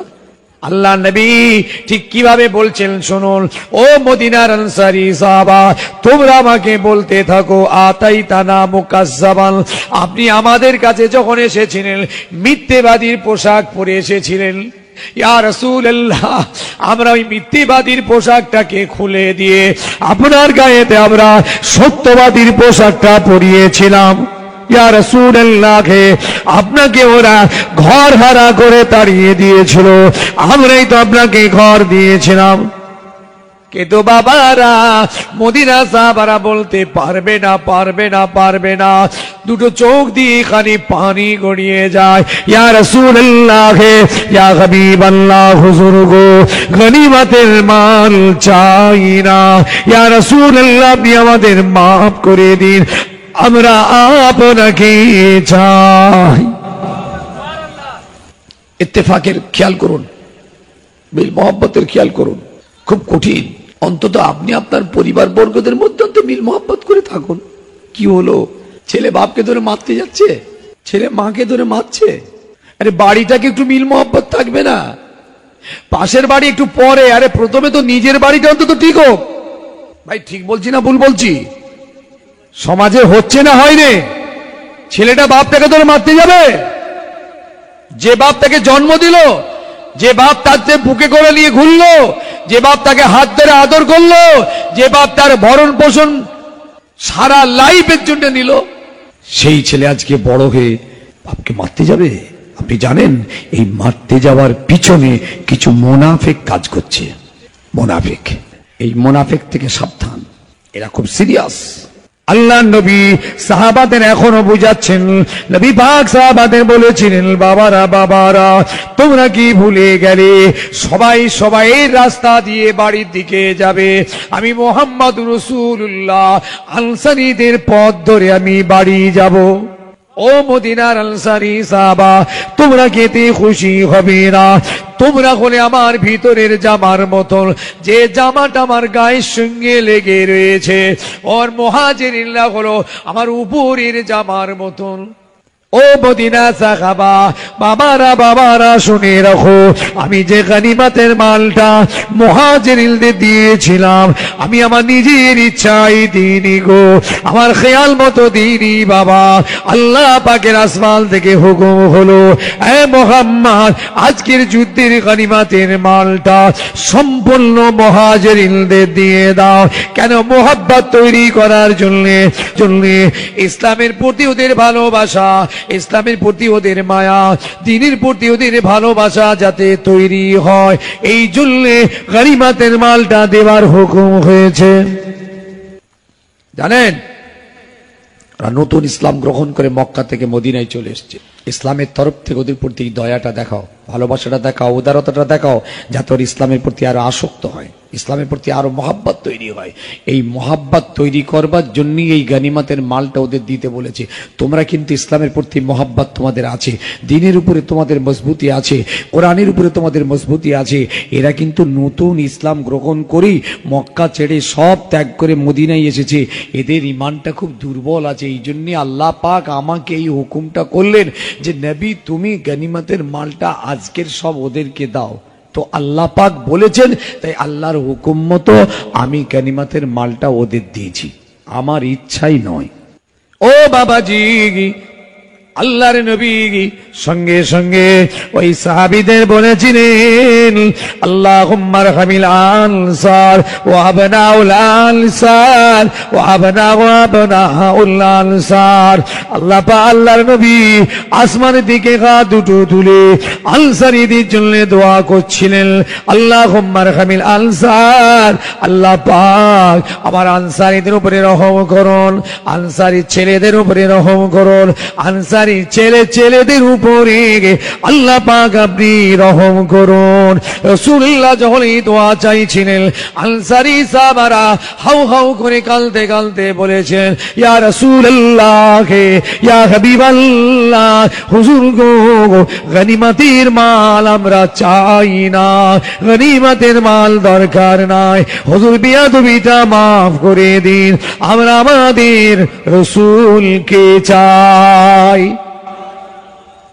হুজুর মহব্বত তৈরি করে দিলেন, ওদের মনের যেই ধোঁয়াটাকে আল্লাহ নবী দূর করে দিলেন। কথা বুঝেছেন? ওমরে ফারুক যখন তলবারটা হাতে করে নিয়ে ঘুরছে, যদি আবু বকর সিদ্দিক এসে ওমরের হাত থেকে তলবারটা না নামাতে পারে, ইসলামে বিরাট ক্ষতি হয়ে যাবে, বিরাট ক্ষতি হবে। ওমর তলবার নিয়ে ঘুরছে, আবু বকরকে পর্যন্ত তলবার মারতে গেছিল। সব সাহাবা সসঙ্গিত। আবু বকর সিদ্দিক কি ভাবলেন, আরে বাপ রে বাপ, আগে ওমরকে ঠিক করি, ওদিকে গোসল বাকি, দাপন বাকি, জানাজা বাকি, সব বাকি। রাসূলুল্লাহর মোবারক লাশ পড়ে আছে জমিনের উপরে। আবু বকর সিদ্দিক মসজিদে নববীতে এসে ওয়াজ করছেন। আবু বকর চিন্তা করলেন, যদি ওমরের হাত থেকে তলোয়ারটা যদি কাড়া না যায়, তলোয়ার যদি না ফেলা যায়, ইসলামের বড় ক্ষতি হয়ে যাবে। আবু বকর সিদ্দিক রাদিয়াল্লাহু তাআলা আনহু মদিনার মসজিদে নববী শরীফে এসে কোরআনে পাকের একটি আয়াত তেলাওয়াত করলেন, ওয়ামা মুহাম্মাদুন ইল্লা রাসূল কাদ খালাত মিন ক্বাবলিহির রাসূল। এই আয়াতটা পড়ার সঙ্গে সঙ্গে হযরত আবু বকর সিদ্দিক যেই কোরআনে আয়াতটা পড়েছেন, ওমর তলোয়ারটা ফেলে দিয়েছে, ঠিক কাঁদছে। কথা বুঝতে পারছেন কিছু? কি মানে আয়াতটার মানে কি? ওমা মুহাম্মাদুন ইল্লা রাসূল, ওগো মুহাম্মদ কিছুই নয়, কিছুই নয়, একজন আল্লাহর প্রেরিত রসুল ছিলেন। কাদ খালাত মিন ক্বাবলিহির রাসূল, এরকম শেষ জামানার নবী মুহাম্মদ রাসূলুল্লাহর আগে অনেক নবী এসেছিলেন, সবাই একে একে দুনিয়া থেকে চলে গিয়েছে। আজ আমারও নবী দুনিয়া থেকে বিদায় হয়ে গিয়েছেন। তোমরা যারা আল্লাহর ইবাদত করো, আল্লাহর বান্দেগি করো, আল্লাহর উপাসনা করো, শুনে রাখো আল্লাহ পাক জিন্দা আছেন। যারা তোমরা মুহাম্মাদের ইবাদত করো, মুহাম্মাদের পূজা করো, মুহাম্মাদের ইবাদত বান্দেগি করো, শুনে নাও মুহাম্মদ রাসূলুল্লাহর দুনিয়াতে নাই, ইন্তেকাল হয়ে গিয়েছেন। বলার সঙ্গে সঙ্গে ওমর তলওয়ার তলোয়ারটা ফেলে দিয়ে আবু বকরকে জড়িয়ে ধরে বলেছিল, ও ভাই আবু বকর, এমন একটা কোরআনের আয়াত তুমি আজকে তেলাওয়াত করেছো যেন আমার মনে হলো আমি জীবনে কোনোদিন এই আয়াত আমি শুনি নাই, এই মাত্র আসমান থেকে আয়াতটা নাযিল হয়ে গিয়েছে। ইত্তেফাক তৈরি করে ফেললেন আবু বকর, করতেই হবে, কিছু করার নেই, দ্বিমত তৈরি হয়ে যাবে। সবসময় ফেতনা মিটিয়েছেন, বুঝেছেন? তাই বলছি মিল মোহাব্বত তৈরি করার চেষ্টা করুন। বাপে বেটায়, বাপে মেয়ে, বুঝেছেন, ছেলে বাপ, স্বামী স্ত্রী, হাতে ধরে বলে যাচ্ছে, অশান্তি হয় দরওয়াজা বন্ধ করুন, নিজেরা ঘরের মধ্যে থাকুন, আপোষে যা করলে হয় করে মীমাংসা করে বেরোন। ইত্তেফাকের দরকার নেই। সব থেকে ক্ষতি করেছে মুনাফিক, এরা সব থেকে ডেঞ্জারাস। সমাজ চুরমার করে দিয়েছে, ভাইয়ে ভাইয়ে, বাপে বেটায়, মায়ে বেটায়, পাড়ায় পাড়ায়, প্রতিবেশী সমস্ত জঘন্যতম চরিত্রের যা আখড়া তৈরি হয়েছে মুনাফিক। দেখুন মিলিয়ে এরা সব থেকে ঘৃণার পাত্র। ইসলামের ক্ষতি করেছে রাসূলের জামানায়, সব থেকে ক্ষতি করেছে এরা। সব থেকে রাইসুল মুনাফিক ছিল আব্দুল্লাহ ইবনে উবাই ইবনে সালুল। রাসূলুল্লাহর সামনে বসে থাকতো, ইসলামের চরম দুশমন ছিল, রাসূলুল্লাহর দুশমন ছিল। ওর ইতিহাস বলে শেষ করতে পারবো না। ভাই আপনারা জানেন শাশুড়ি আর জামাইয়ের যুদ্ধ হয়েছিল? হ্যাঁ, হয় নাকি আপনাদের এখানে? শাশুড়ি জামাইয়ের ঝগড়া হয়? কি হলো একটু কথা বলেন না, হয় না? শাশুড়ি আর জামাই হয় না? তাই তো বলছি, এবার হবে না মানে তাই তো বলছি, এতখানি ফেরেশতা হয়ে গেছে নাকি? শাশুড়ি জামাই ঝগড়া হয় না মানে? হয়। ওটা বলবেন, নাহলে অসুবিধা আছে। না হলো খাইটা বলতো, হ্যাঁ হয় বলবেন, নাহলে অসুবিধা আছে। হয় না? একটু ফোন বাকি আছে তো, ফোন নিয়েছিলে, খাইটা বাকি আছে, শাশুড়ির সঙ্গে লেগে গেছে, শ্বশুরের সঙ্গে। শাশুড়ি শ্বশুরের ঝগড়াঝাটি, শ্বশুর বাড়ি যাই না, শাশুড়ি বাড়ি যাই না, মেয়ে পাঠাই না, মেয়ে আনে না, এইসব ঝগড়া হয়। এই মেয়ে পাঠাই না, ও ফের নাই মেয়ে এনেছে পাঠাই না, আর নাই মেয়ে চলে গেছে আর আনে না, এইসব ফ্যাঁকড়া শাশুড়ি শ্বশুর, এইসব দুনিয়ার ঝগড়া। এইদিকে তাকান, দুনিয়ার ঝগড়া এটা, নোংরা ঝগড়া, জাহান্নামী ঝগড়া এটা, জাহান্নামীদের। এটা কিন্তু সুন্নাত নয়, এটা হকের উপরে নয়, এটা হালালের উপরে নয়। কিন্তু একটা শ্বশুর আর শাশুড়ি আর একটা জামাইয়ের ঝগড়া, ছোট্ট করে বলবো, যেটা ছিল কিন্তু হকের উপরে। হযরতে আলী কারমাল্লাহ ওয়াজের সঙ্গে হযরতে আয়েশার ঝগড়া হয়েছিল, জানেন? হ্যাঁ, হয়নি? ঝগড়া তো ঝগড়া, যুদ্ধ হচ্ছে। এটাকে জঙ্গে জামাল বলা হয়েছিল, উটের যুদ্ধ। হযরতে আয়েশা সিদ্দিকা উটের উপরে বসে যুদ্ধ পরিচালনা করছিলেন।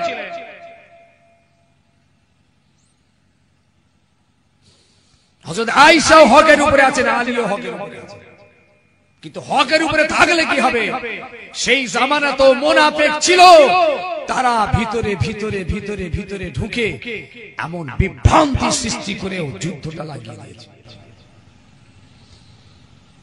ওসমান গনি যখন শহীদ হয়ে গেলেন, আপনারা জানেন ওসমান গনি রাসূলুল্লাহর কে ছিলেন? জামাই। কটা মেয়ে দিয়েছিলেন জানেন? দুটো। রাসূলুল্লাহর কটা মেয়ে বিয়ে করেছেন ওসমান গনি? দুটো মেয়ে।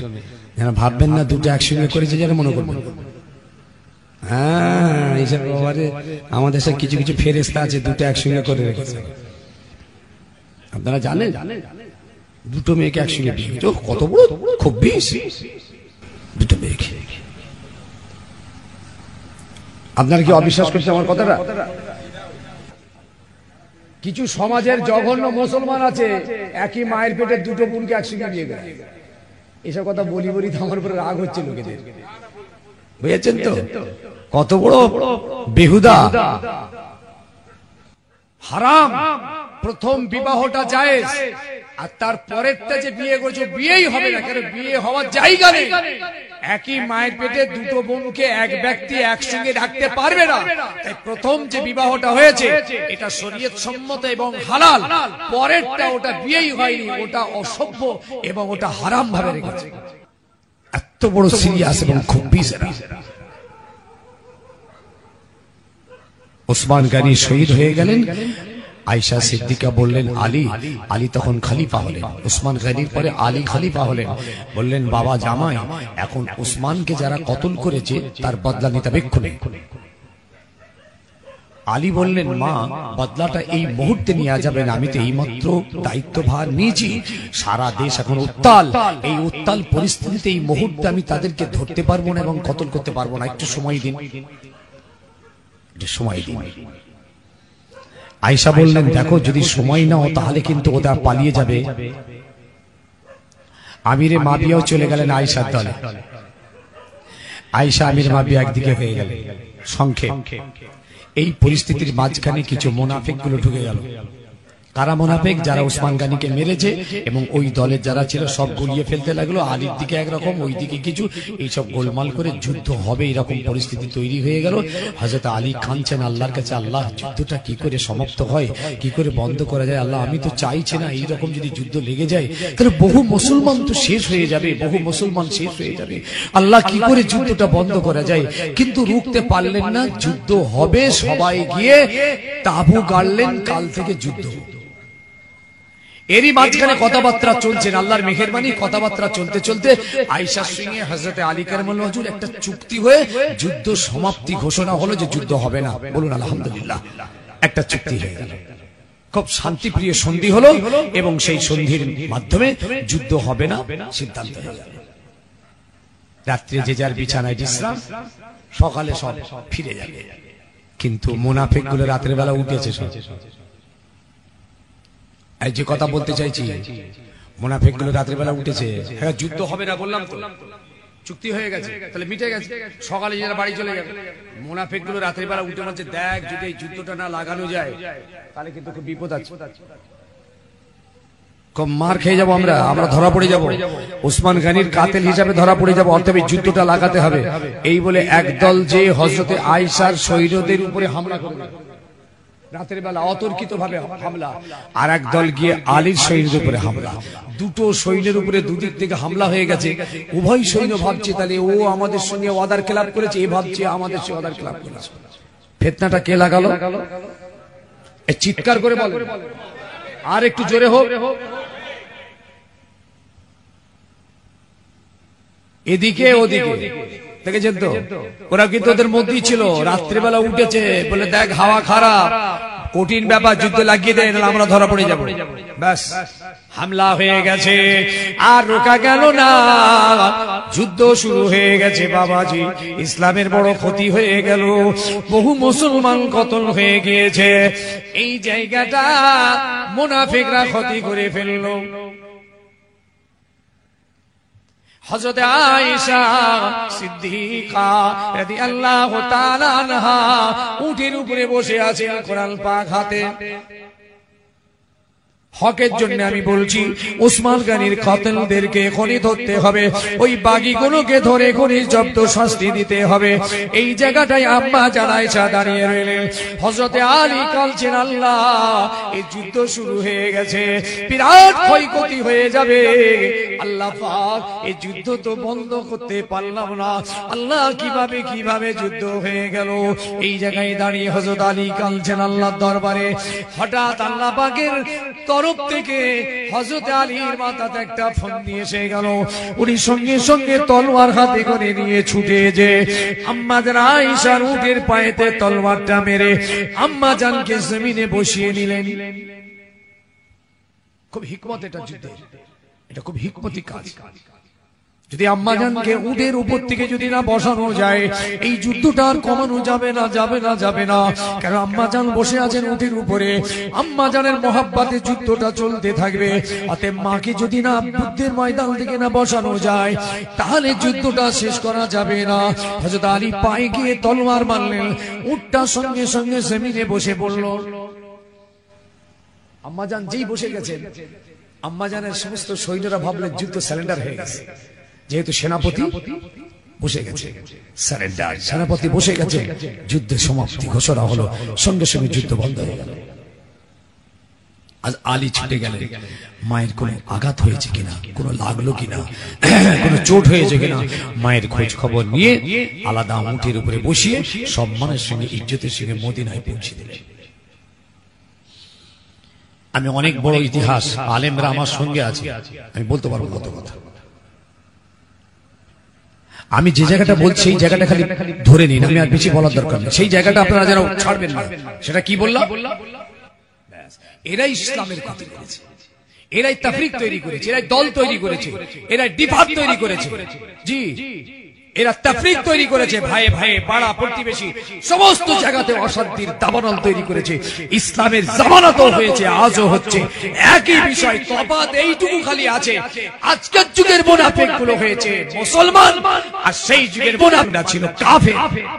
তফাৎ এইটুকু। আপনারা জানেন ইমাম হোসেনকে কুফাতে এনে 100 চিঠি দিয়ে কুফার মসজিদে রাসূলের আওলাদকে দাওয়াত করে আনা হলো। রাসূলের আওলাদের মহব্বতে কুফার মসজিদে শত শত মানুষ কাঁদলো। ওরা এসে চিঠি দিল, হুজুর আপনি চলে আসেন। ইমাম হোসেন আসলেন, এসে দেখলেন কুফার মসজিদ ফাঁকা। আপনারা জানেন এই যুদ্ধটা হওয়ার পিছনে কি ছিল? মুনাফিকি চক্র ছিল, চরম চক্র ছিল মুনাফিকি। সোনার ভাইদের বেশি কথা বলবো না, এইটুকু কথা বলতে চাইছি। ইসলামের সব থেকে বড় ক্ষতি, কারবালার যুদ্ধ হয়ে গেল, বহু মুসলমানের ক্ষয়ক্ষতি হলো। ইসলাম ইত্তেফাক ইত্তেহাদের দাওয়াত দিয়েছিলেন, কিন্তু একটা মুনাফিকি ভিতরে চক্র দিয়ে ইমাম হোসেনকে এমন লড়াই করিয়ে দেওয়া হলো, শত শত মুসলমান শহীদ হলো। 70 জন আওলাদে রাসূলের খানদান কারবালার ময়দানে শহীদ হলো। ও সোনার ভাইরা, বাপেরা, মায়েরা, তাই বলে যাচ্ছি বাবা, অন্তরটা ভালো করুন, ভেতরটা ঠিক করুন, মুনাফিকি বন্ধ করুন, হিংসা বন্ধ করুন, হাসাদ বন্ধ করুন, অহংকার তাকাব্বুরি বন্ধ করুন, রিয়া ফকর আমিত্ব লোভ বন্ধ করুন।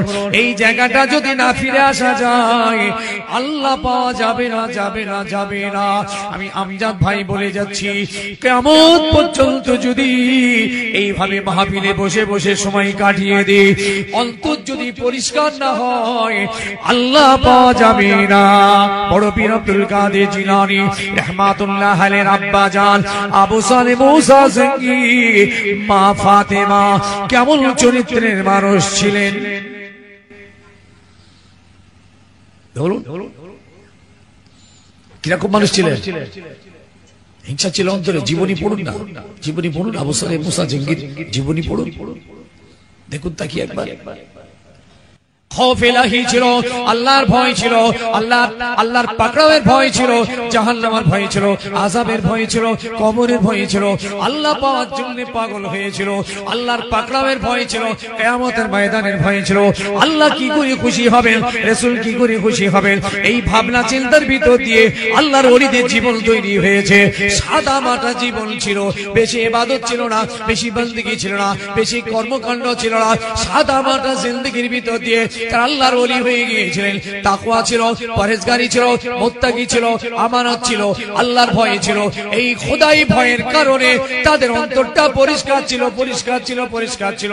অল্প মেহনতের ভিতর দিয়ে আল্লাহকে তারা হাসিল করেছিল। সব আছে, কিচ্ছু নেই, সব ফাঁকা, সব ফাঁকা, সব আছে, কিচ্ছু নেই। আমাদের অন্তরটা বিষাক্ত হয়ে আছে। ভাই, আর একটা বড় ক্ষতি করেছে আমাদের সমাজে, বলবো আর একটা জিনিস আমাদের বিরাট ক্ষতি করেছে, বলবো জি। এই দেখেন, আপনি নামাজ পড়েননি, আপনার ক্ষতি, ইসলামের ক্ষতি নাই। ইসলামের ক্ষতি কি? এই কথা বলেন না কেন? আপনি রোজা রাখেননি, কার ক্ষতি? কার ক্ষতি? আপনার ক্ষতি। ইসলামের ক্ষতি? আপনি হজ করেননি, কার ক্ষতি? ইসলামের ক্ষতি নয়। চুরি করেছেন, কার ক্ষতি? ইসলামের ক্ষতি নয়, আপনার ক্ষতি, নিজের ক্ষতি করেছেন। কিন্তু যদি ইত্তেফাক ইত্তেহাদের চির তৈরি করেন, ডিফাট তৈরি করেন, ইসলামের ক্ষতি। আর এই ক্ষতি চরম আকার নিচ্ছে। আর এই ক্ষতি করেছে আর একটা দল, যেটা হলো আজকের বর্তমান যুগের আমাদের এই সমস্ত রাজনীতি, এই যে পলিটিক্স এসে জুড়েছে আমাদের কাছে না, এই দেখেন কি সর্বনাশ।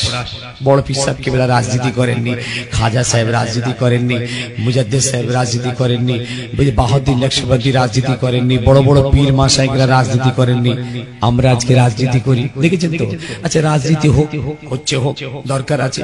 আমাদের গণতান্ত্রিক অধিকার, আমরা বেঁচে আছি, লড়াই করে বাঁচতে হবে এবং বাঁচার জন্য আমাদের অধিকার নিতে হবে, সব ঠিকঠাক আছে। কিন্তু এই রাজনীতি করতে গিয়ে এরা এত ক্ষতি করেছে ইসলামের, শেষ করা যাবে না। সবথেকে ক্ষতি করে দিয়েছে, চরম ক্ষতি করেছে। সারা বাংলায় ঘুরে দেখছি হিংস্র পশুর মতো তৈরি হয়েছে। জঙ্গলের পশু অনেক ভালো। আমার সমাজের কিছু রাজনীতি ভাই, দুঃখ নেবেন না, আমি রাজনীতি করতে বলছি আপনাদের, আমার নিষেধ নেই, যে যা পারেন করেন, যার যেটা ইচ্ছা করে, আমি রাজনীতি করি না।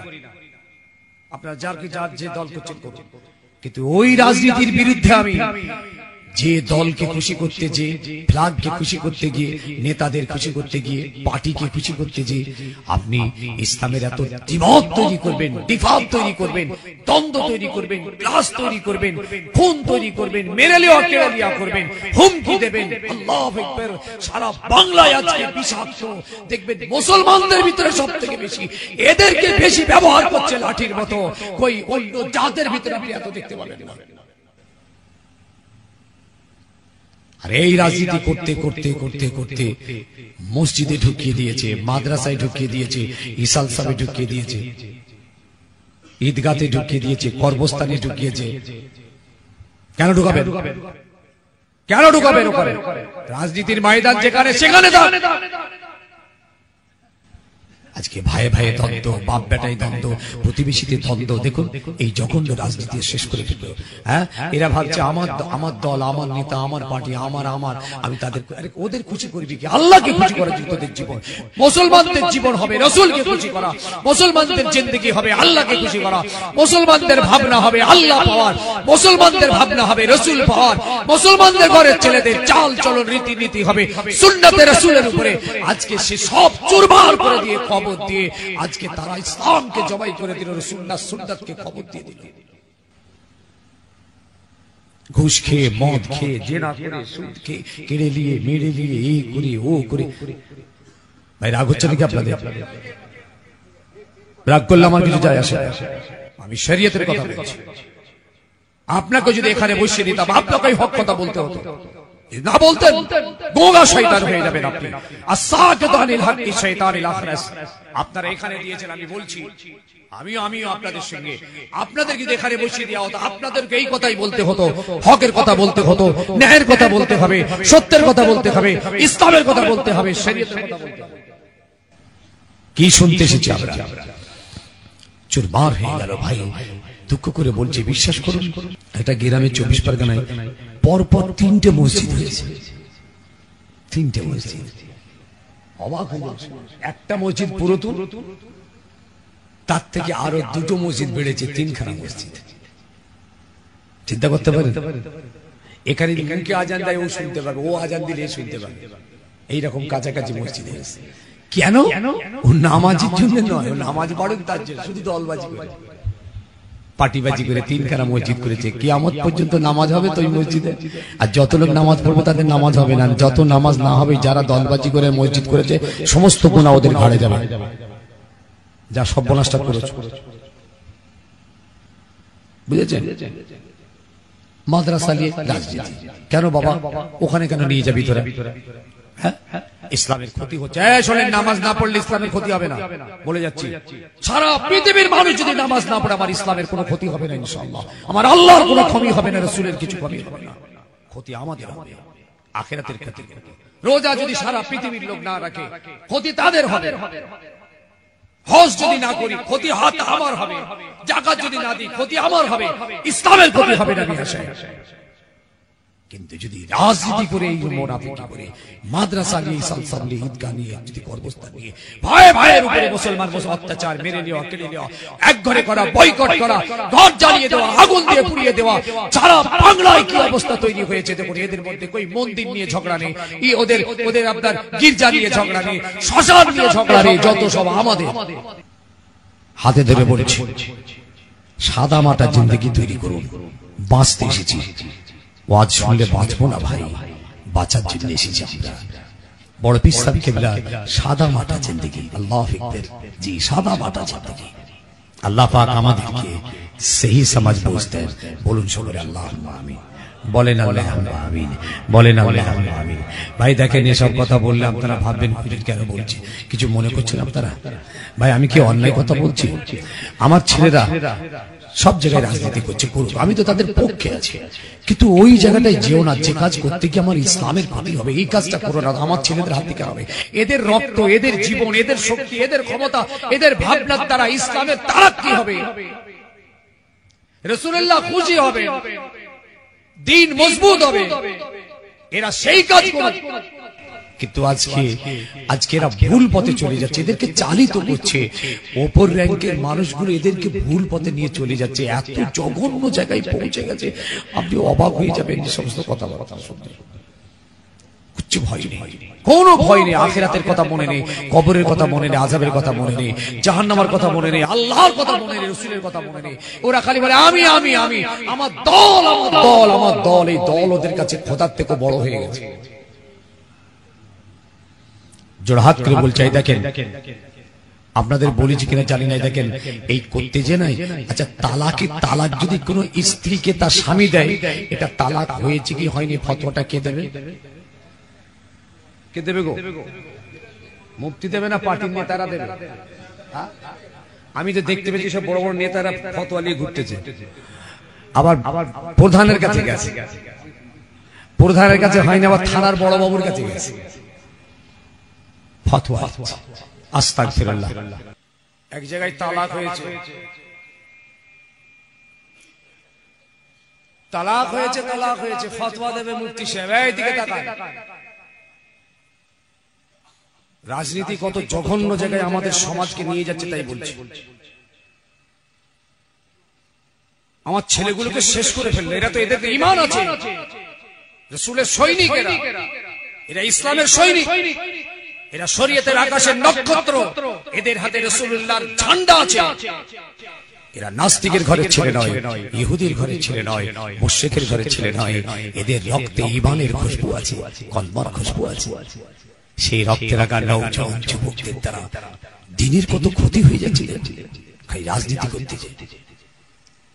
তালাক হয়েছে সেটা নিয়ে গন্ডগোল, বলে একদল বলছে হয়েছে, একদল বলছে হয়নি, ই হয়নি, ও হয়নি, সে হয়, ভজঘট করতে করতে দুটো কালার রাজনীতি, দুটো ঝান্ডা দুদিকে দাঁড়িয়ে গেল।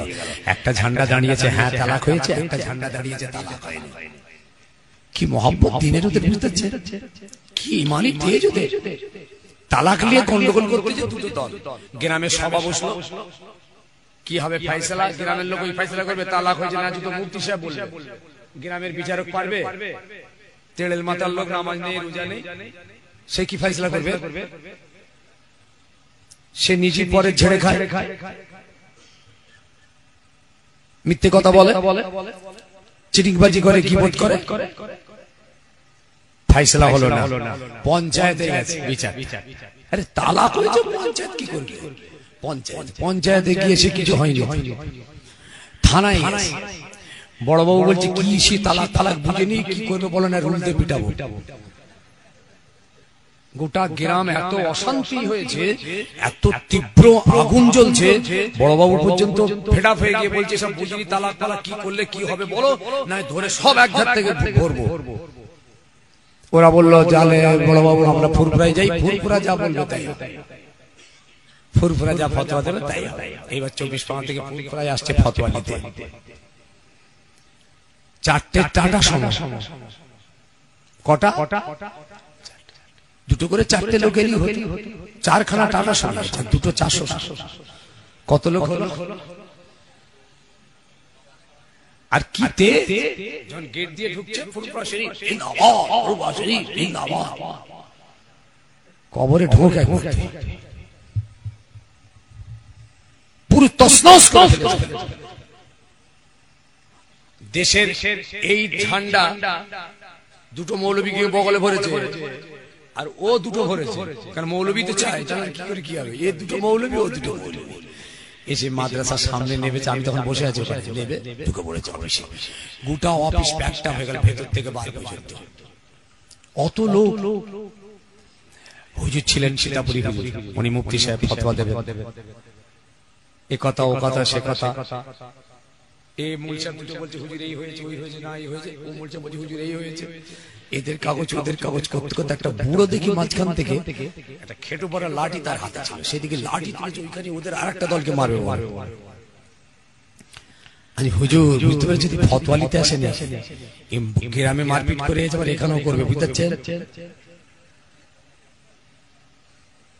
দেখছেন তো? তাহলে রাজনীতি কোথায় গেছে পৌঁছেছেন, দেখেছেন কি করেছে, সমাজটাকে কত ক্ষতি করেছে, ইসলামের দিনের কত ক্ষতি করছে। দেখুন, নামাজ পড়েননি, কিছু ক্ষতি হবে না ইসলামের, ও আপনার ক্ষতি হবে ইনশাআল্লাহ। আমার ইসলাম ইসলামই থাকবে, দিন দিনই থাকবে, শরীয়ত শরীয়তই থাকবে। সারা পৃথিবীর মানুষ যদি গুন্ডা হয়, ইসলামের ক্ষতি হবে না, ক্ষতি হয়ে যাবে যদি ইত্তেফাক ইত্তেহাদের যদি তফাৎ হয়ে যায়।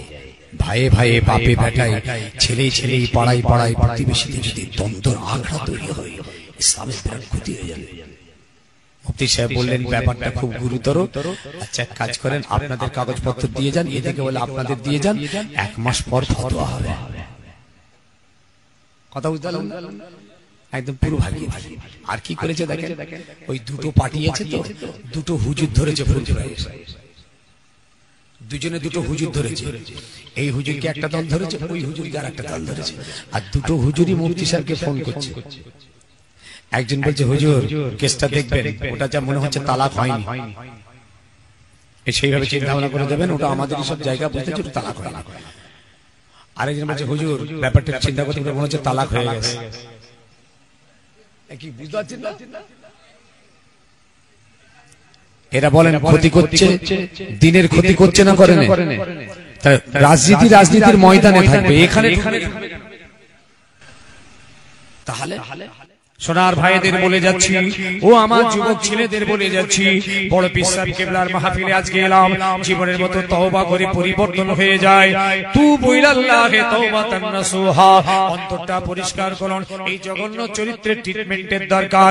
ও বাবাজি, এই পরিবর্তনের জন্য, জঘন্য চরিত্রের ট্রিটমেন্টের জন্য, জঘন্য চরিত্রের পরিবর্তনের জন্য 3টে জায়গা আমাদের দরকার আছে।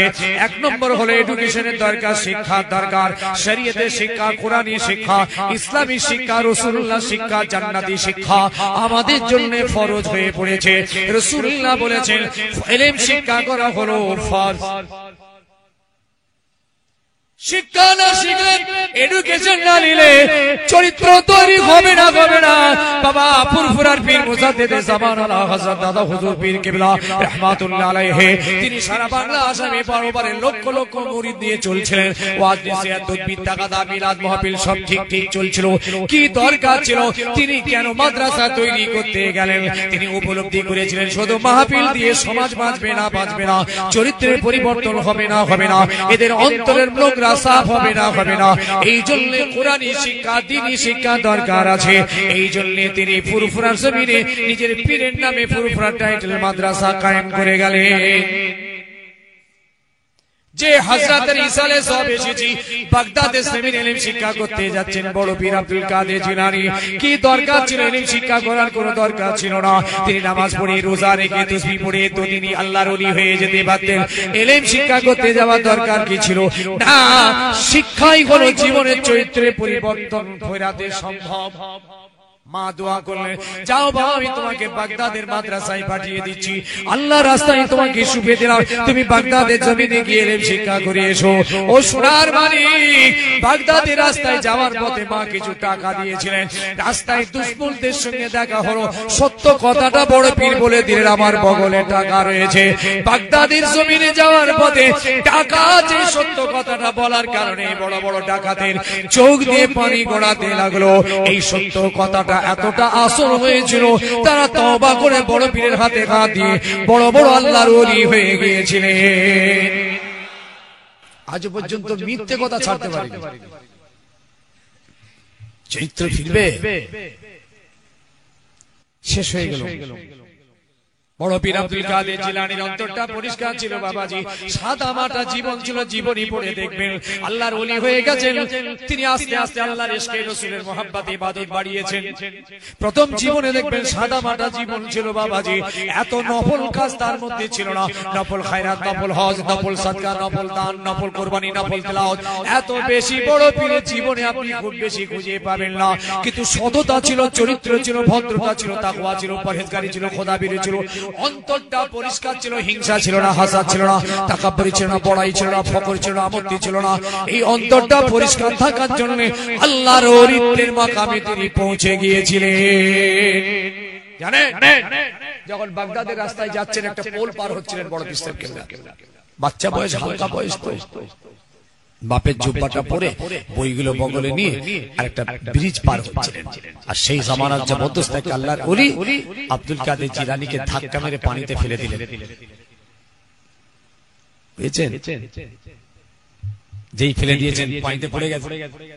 ওহ, কিরকম কিরকম মন অন্তরটা দেখে। উঠেছে, ভিজে গেছে সব, ওই অবস্থায় উঠে চলে যাচ্ছেন। একবার তাকালেন না, আর একবার তাকে বললেন না যে কেন ফেলো। সেই ওলির নাম হচ্ছে হযরতে হাম্মাদ দাব্বাদ রাহমাতুল্লাহ আলাইহি। বড় পীর সাহেবকে ধাক্কা মেরে ফেলে দিয়েছেন পানিতে। আপনাকে যদি পানিতে ফেলে দেয়, দূরের কথা একবার যদি এটাতে আর ওটাতে ঠেকে যায়, একবার ধরুন আপনি যাচ্ছেন, ও যাচ্ছে, কাঁধে কাঁধে ধাক্কা লেগে গেছে, কি বলবেন বলুন?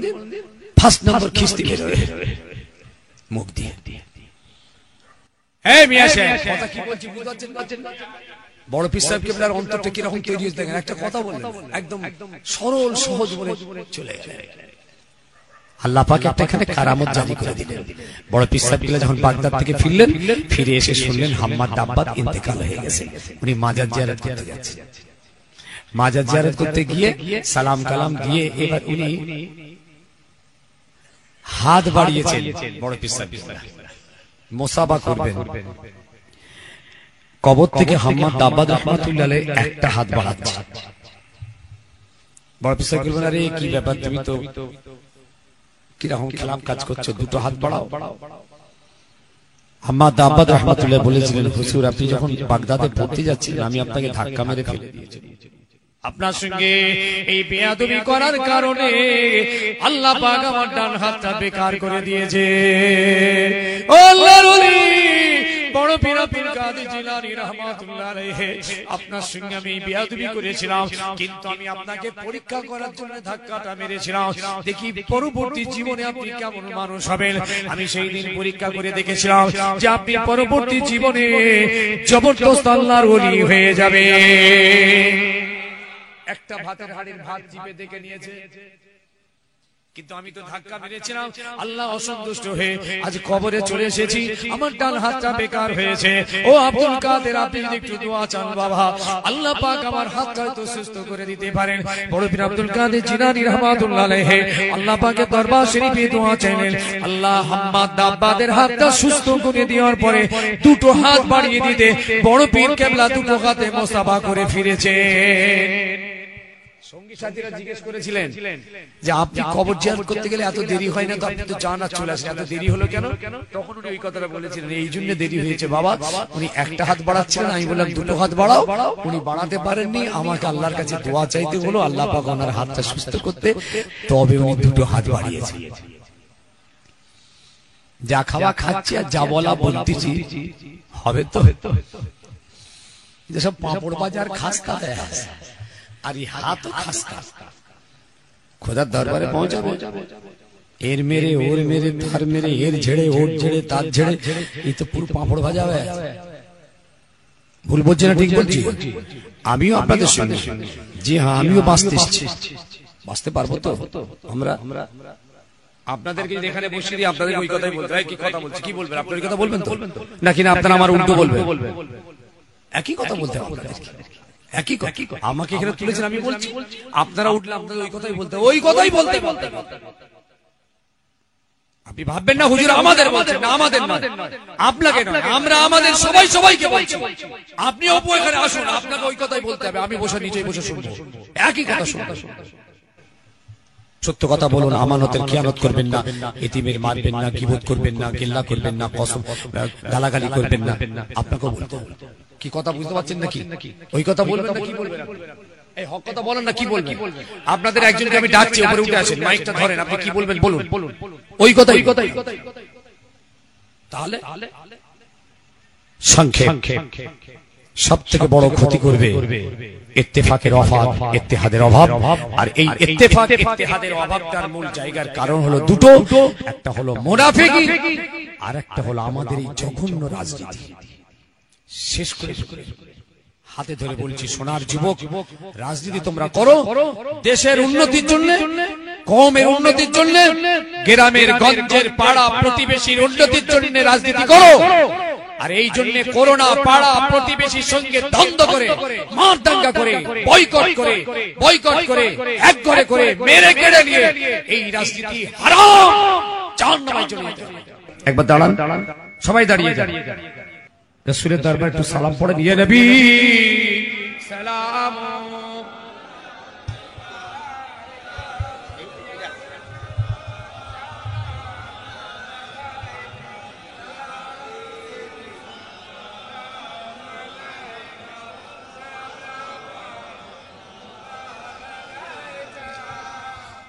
طلع البدر علينا من ثنيات الوداع وجب الشكر علينا ما دعا لله داعي يا نبي سلام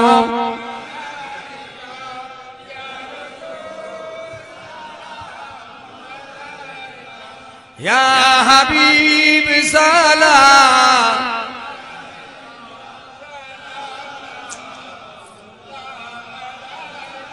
हे नबी लो सलाम आमान हे नबी लो सलाम ए जालसान हे नबी लो सलाम ए बांगलार अमराजे गुनाहगार या नबी सलाम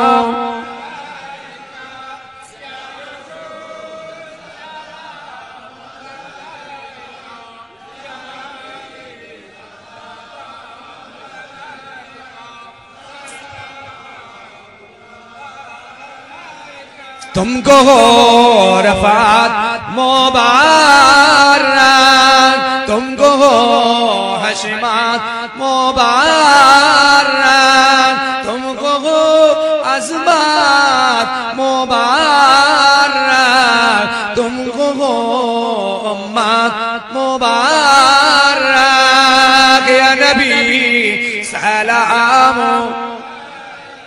या रसूल सलाम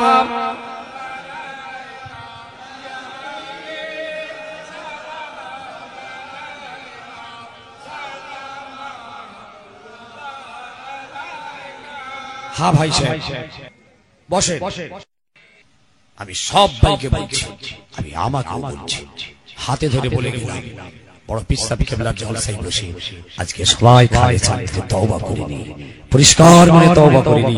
আল্লাহ যেন বড় পিসাবি কেবলার রূহানি দোয়া আল্লাহ আমাদের সকলের যেন নসিব করেন, বলুন আল্লাহুম্মা আমিন, বলেন আল্লাহুম্মা আমিন।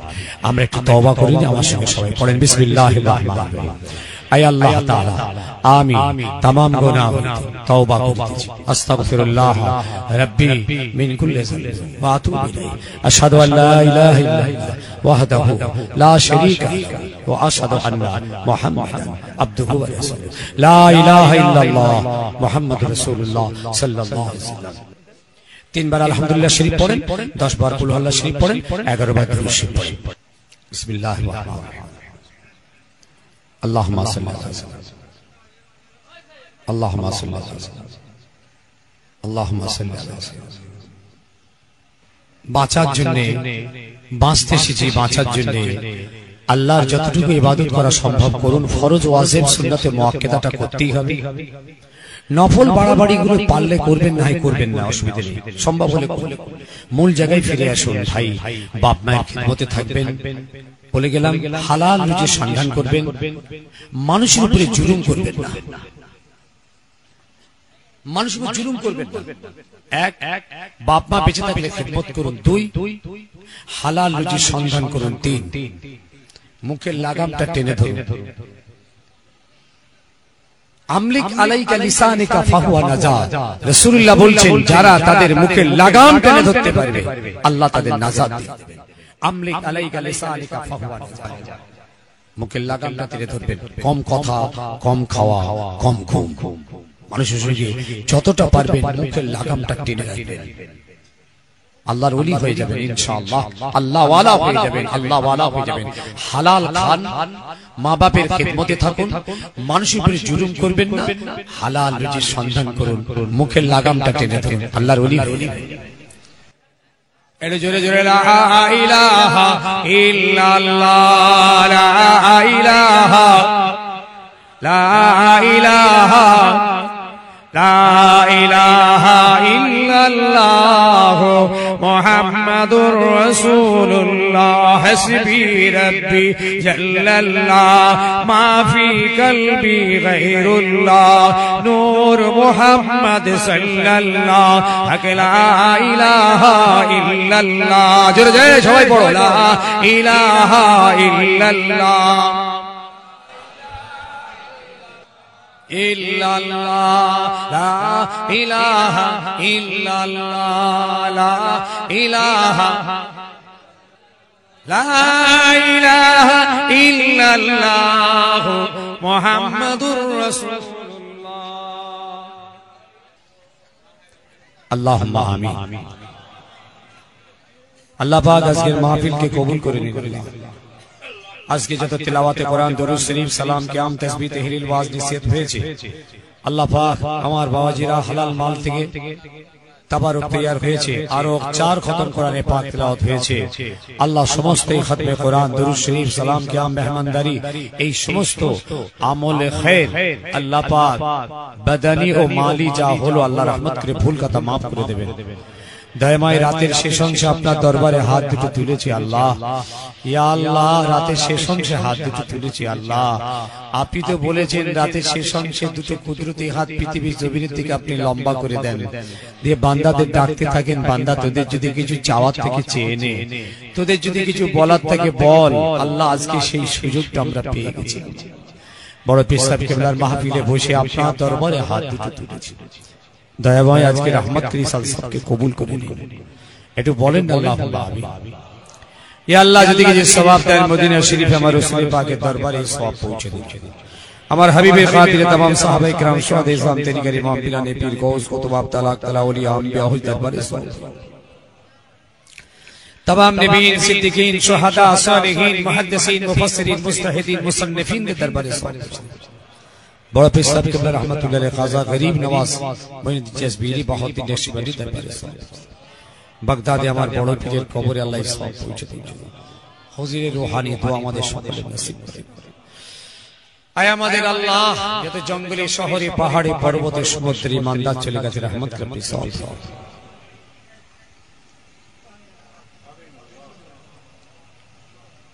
ফুরফুরা শরীফ, মুজাফফতে ফুরফুরা জমিনে तमाम হযরত के सওয়াব।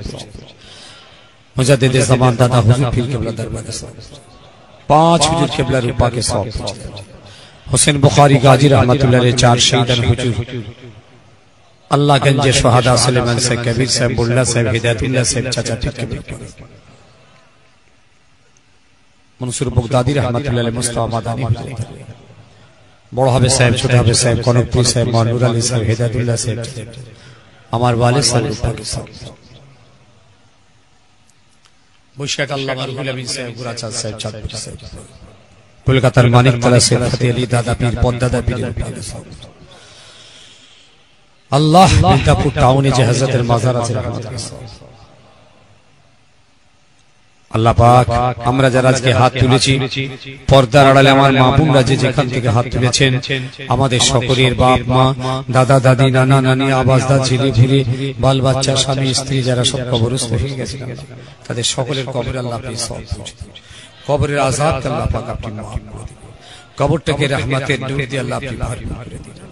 কবরটাকে আল্লাহ রহমতের হাওয়া আপনি বইয়ে দিন।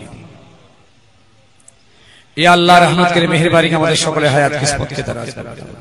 আল্লাহ আমাদের সকলের বিমারকে আপনি শিফা করে দিন, অভাবকে দূর করে দিন। যে যা নিয়তে হাত তুলেছে আল্লাহ আপনি কবুল করুন, সকলের দিলের নেক মাকসুদকে পুরা করুন। ইয়া আল্লাহ, আমাদের বিমারকে শিফা করে দিন, রুজি রোজগারে কারবারে বরকত দিন।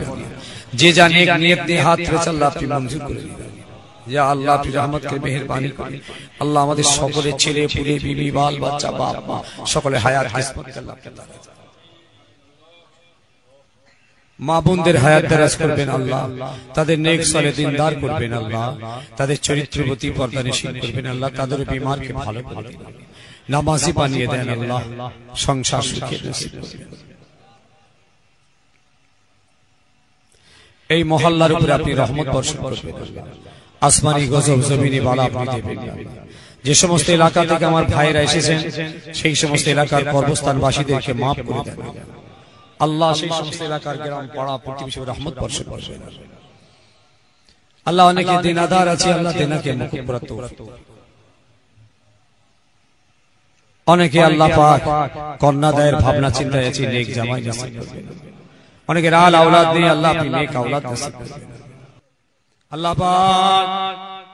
আপনার দরবারে এই দোয়া চাই আল্লাহ, আমাদের মরণটা যেন ঈমানের সঙ্গে নসিব হয়। আল্লাহ পাক তাড়িয়ে দেবেন না, দূর করে দেবেন না, খালি হাত ফিরিয়ে দেবেন না, তাহলে জাহান্নামী হয়ে যাব।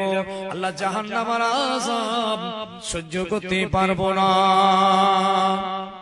আয় আল্লাহ, শেষ আরজু আপনার দরবার শরীফে মরণের আগে আল্লাহ পাক দিদারে কাবা, দিদারে মদিনা, দিদারে রাসূল যেন সকলের নসিব হয়। জীবনটা বেকার হয়ে গেল, আল্লাহ আপনার হাবিবের দিদার নসিব হলো না। আল্লাহ পাক মরণের আগে, দুনিয়া থেকে যাওয়ার আগে মাঝে মাঝে আল্লাহ স্বপ্নে হবে, স্বপ্নে খেয়ালে আপনার হাবিব পাকের দিদার যেন একবার নসিব হয়। শেষ আল্লাহ মরণটা যেন কলমা পড়তে পড়তে সকলের নসিব হয়। আল্লাহ পাক এই পাক মাহফিলে যারা খিদমত করেছেন, আল্লাহ যারা দৌড়ঝাঁপ করেছেন, ছুটাছুটি করেছেন, আল্লাহ পাক দান খায়রাত করেছেন, সকলের ঈমানকে মজবুত নসিব করুন। সকলকে মক্কা মুকাররমাতে যাবার মতন তৌফিক দিন। সকলের সঙ্গে হাবিব পাকের দিদার নসিব করুন। আল্লাহ আমাদের চরিত্রে পরিবর্তন করুন। আল্লাহ আমরা পরিবর্তন চাই, আল্লাহ আমরা হেদায়েত চাই। আপনার দরবারে তাই হাত দুটো তুললাম। আল্লাহ আমাদের অন্তরটা ঘুরিয়ে পবিত্র হেদায়েত আল্লাহ নসিব করুন। لا تقنطوا من رحمة الله إن الله يغفر الذنوب جميعا إنه هو الغفور الرحيم سبحان ربك رب العزة يصفون وسلام على المرسلين والحمد لله رب العالمين آمين آمين آمين لا إله إلا الله إلا الله لا إله إلا الله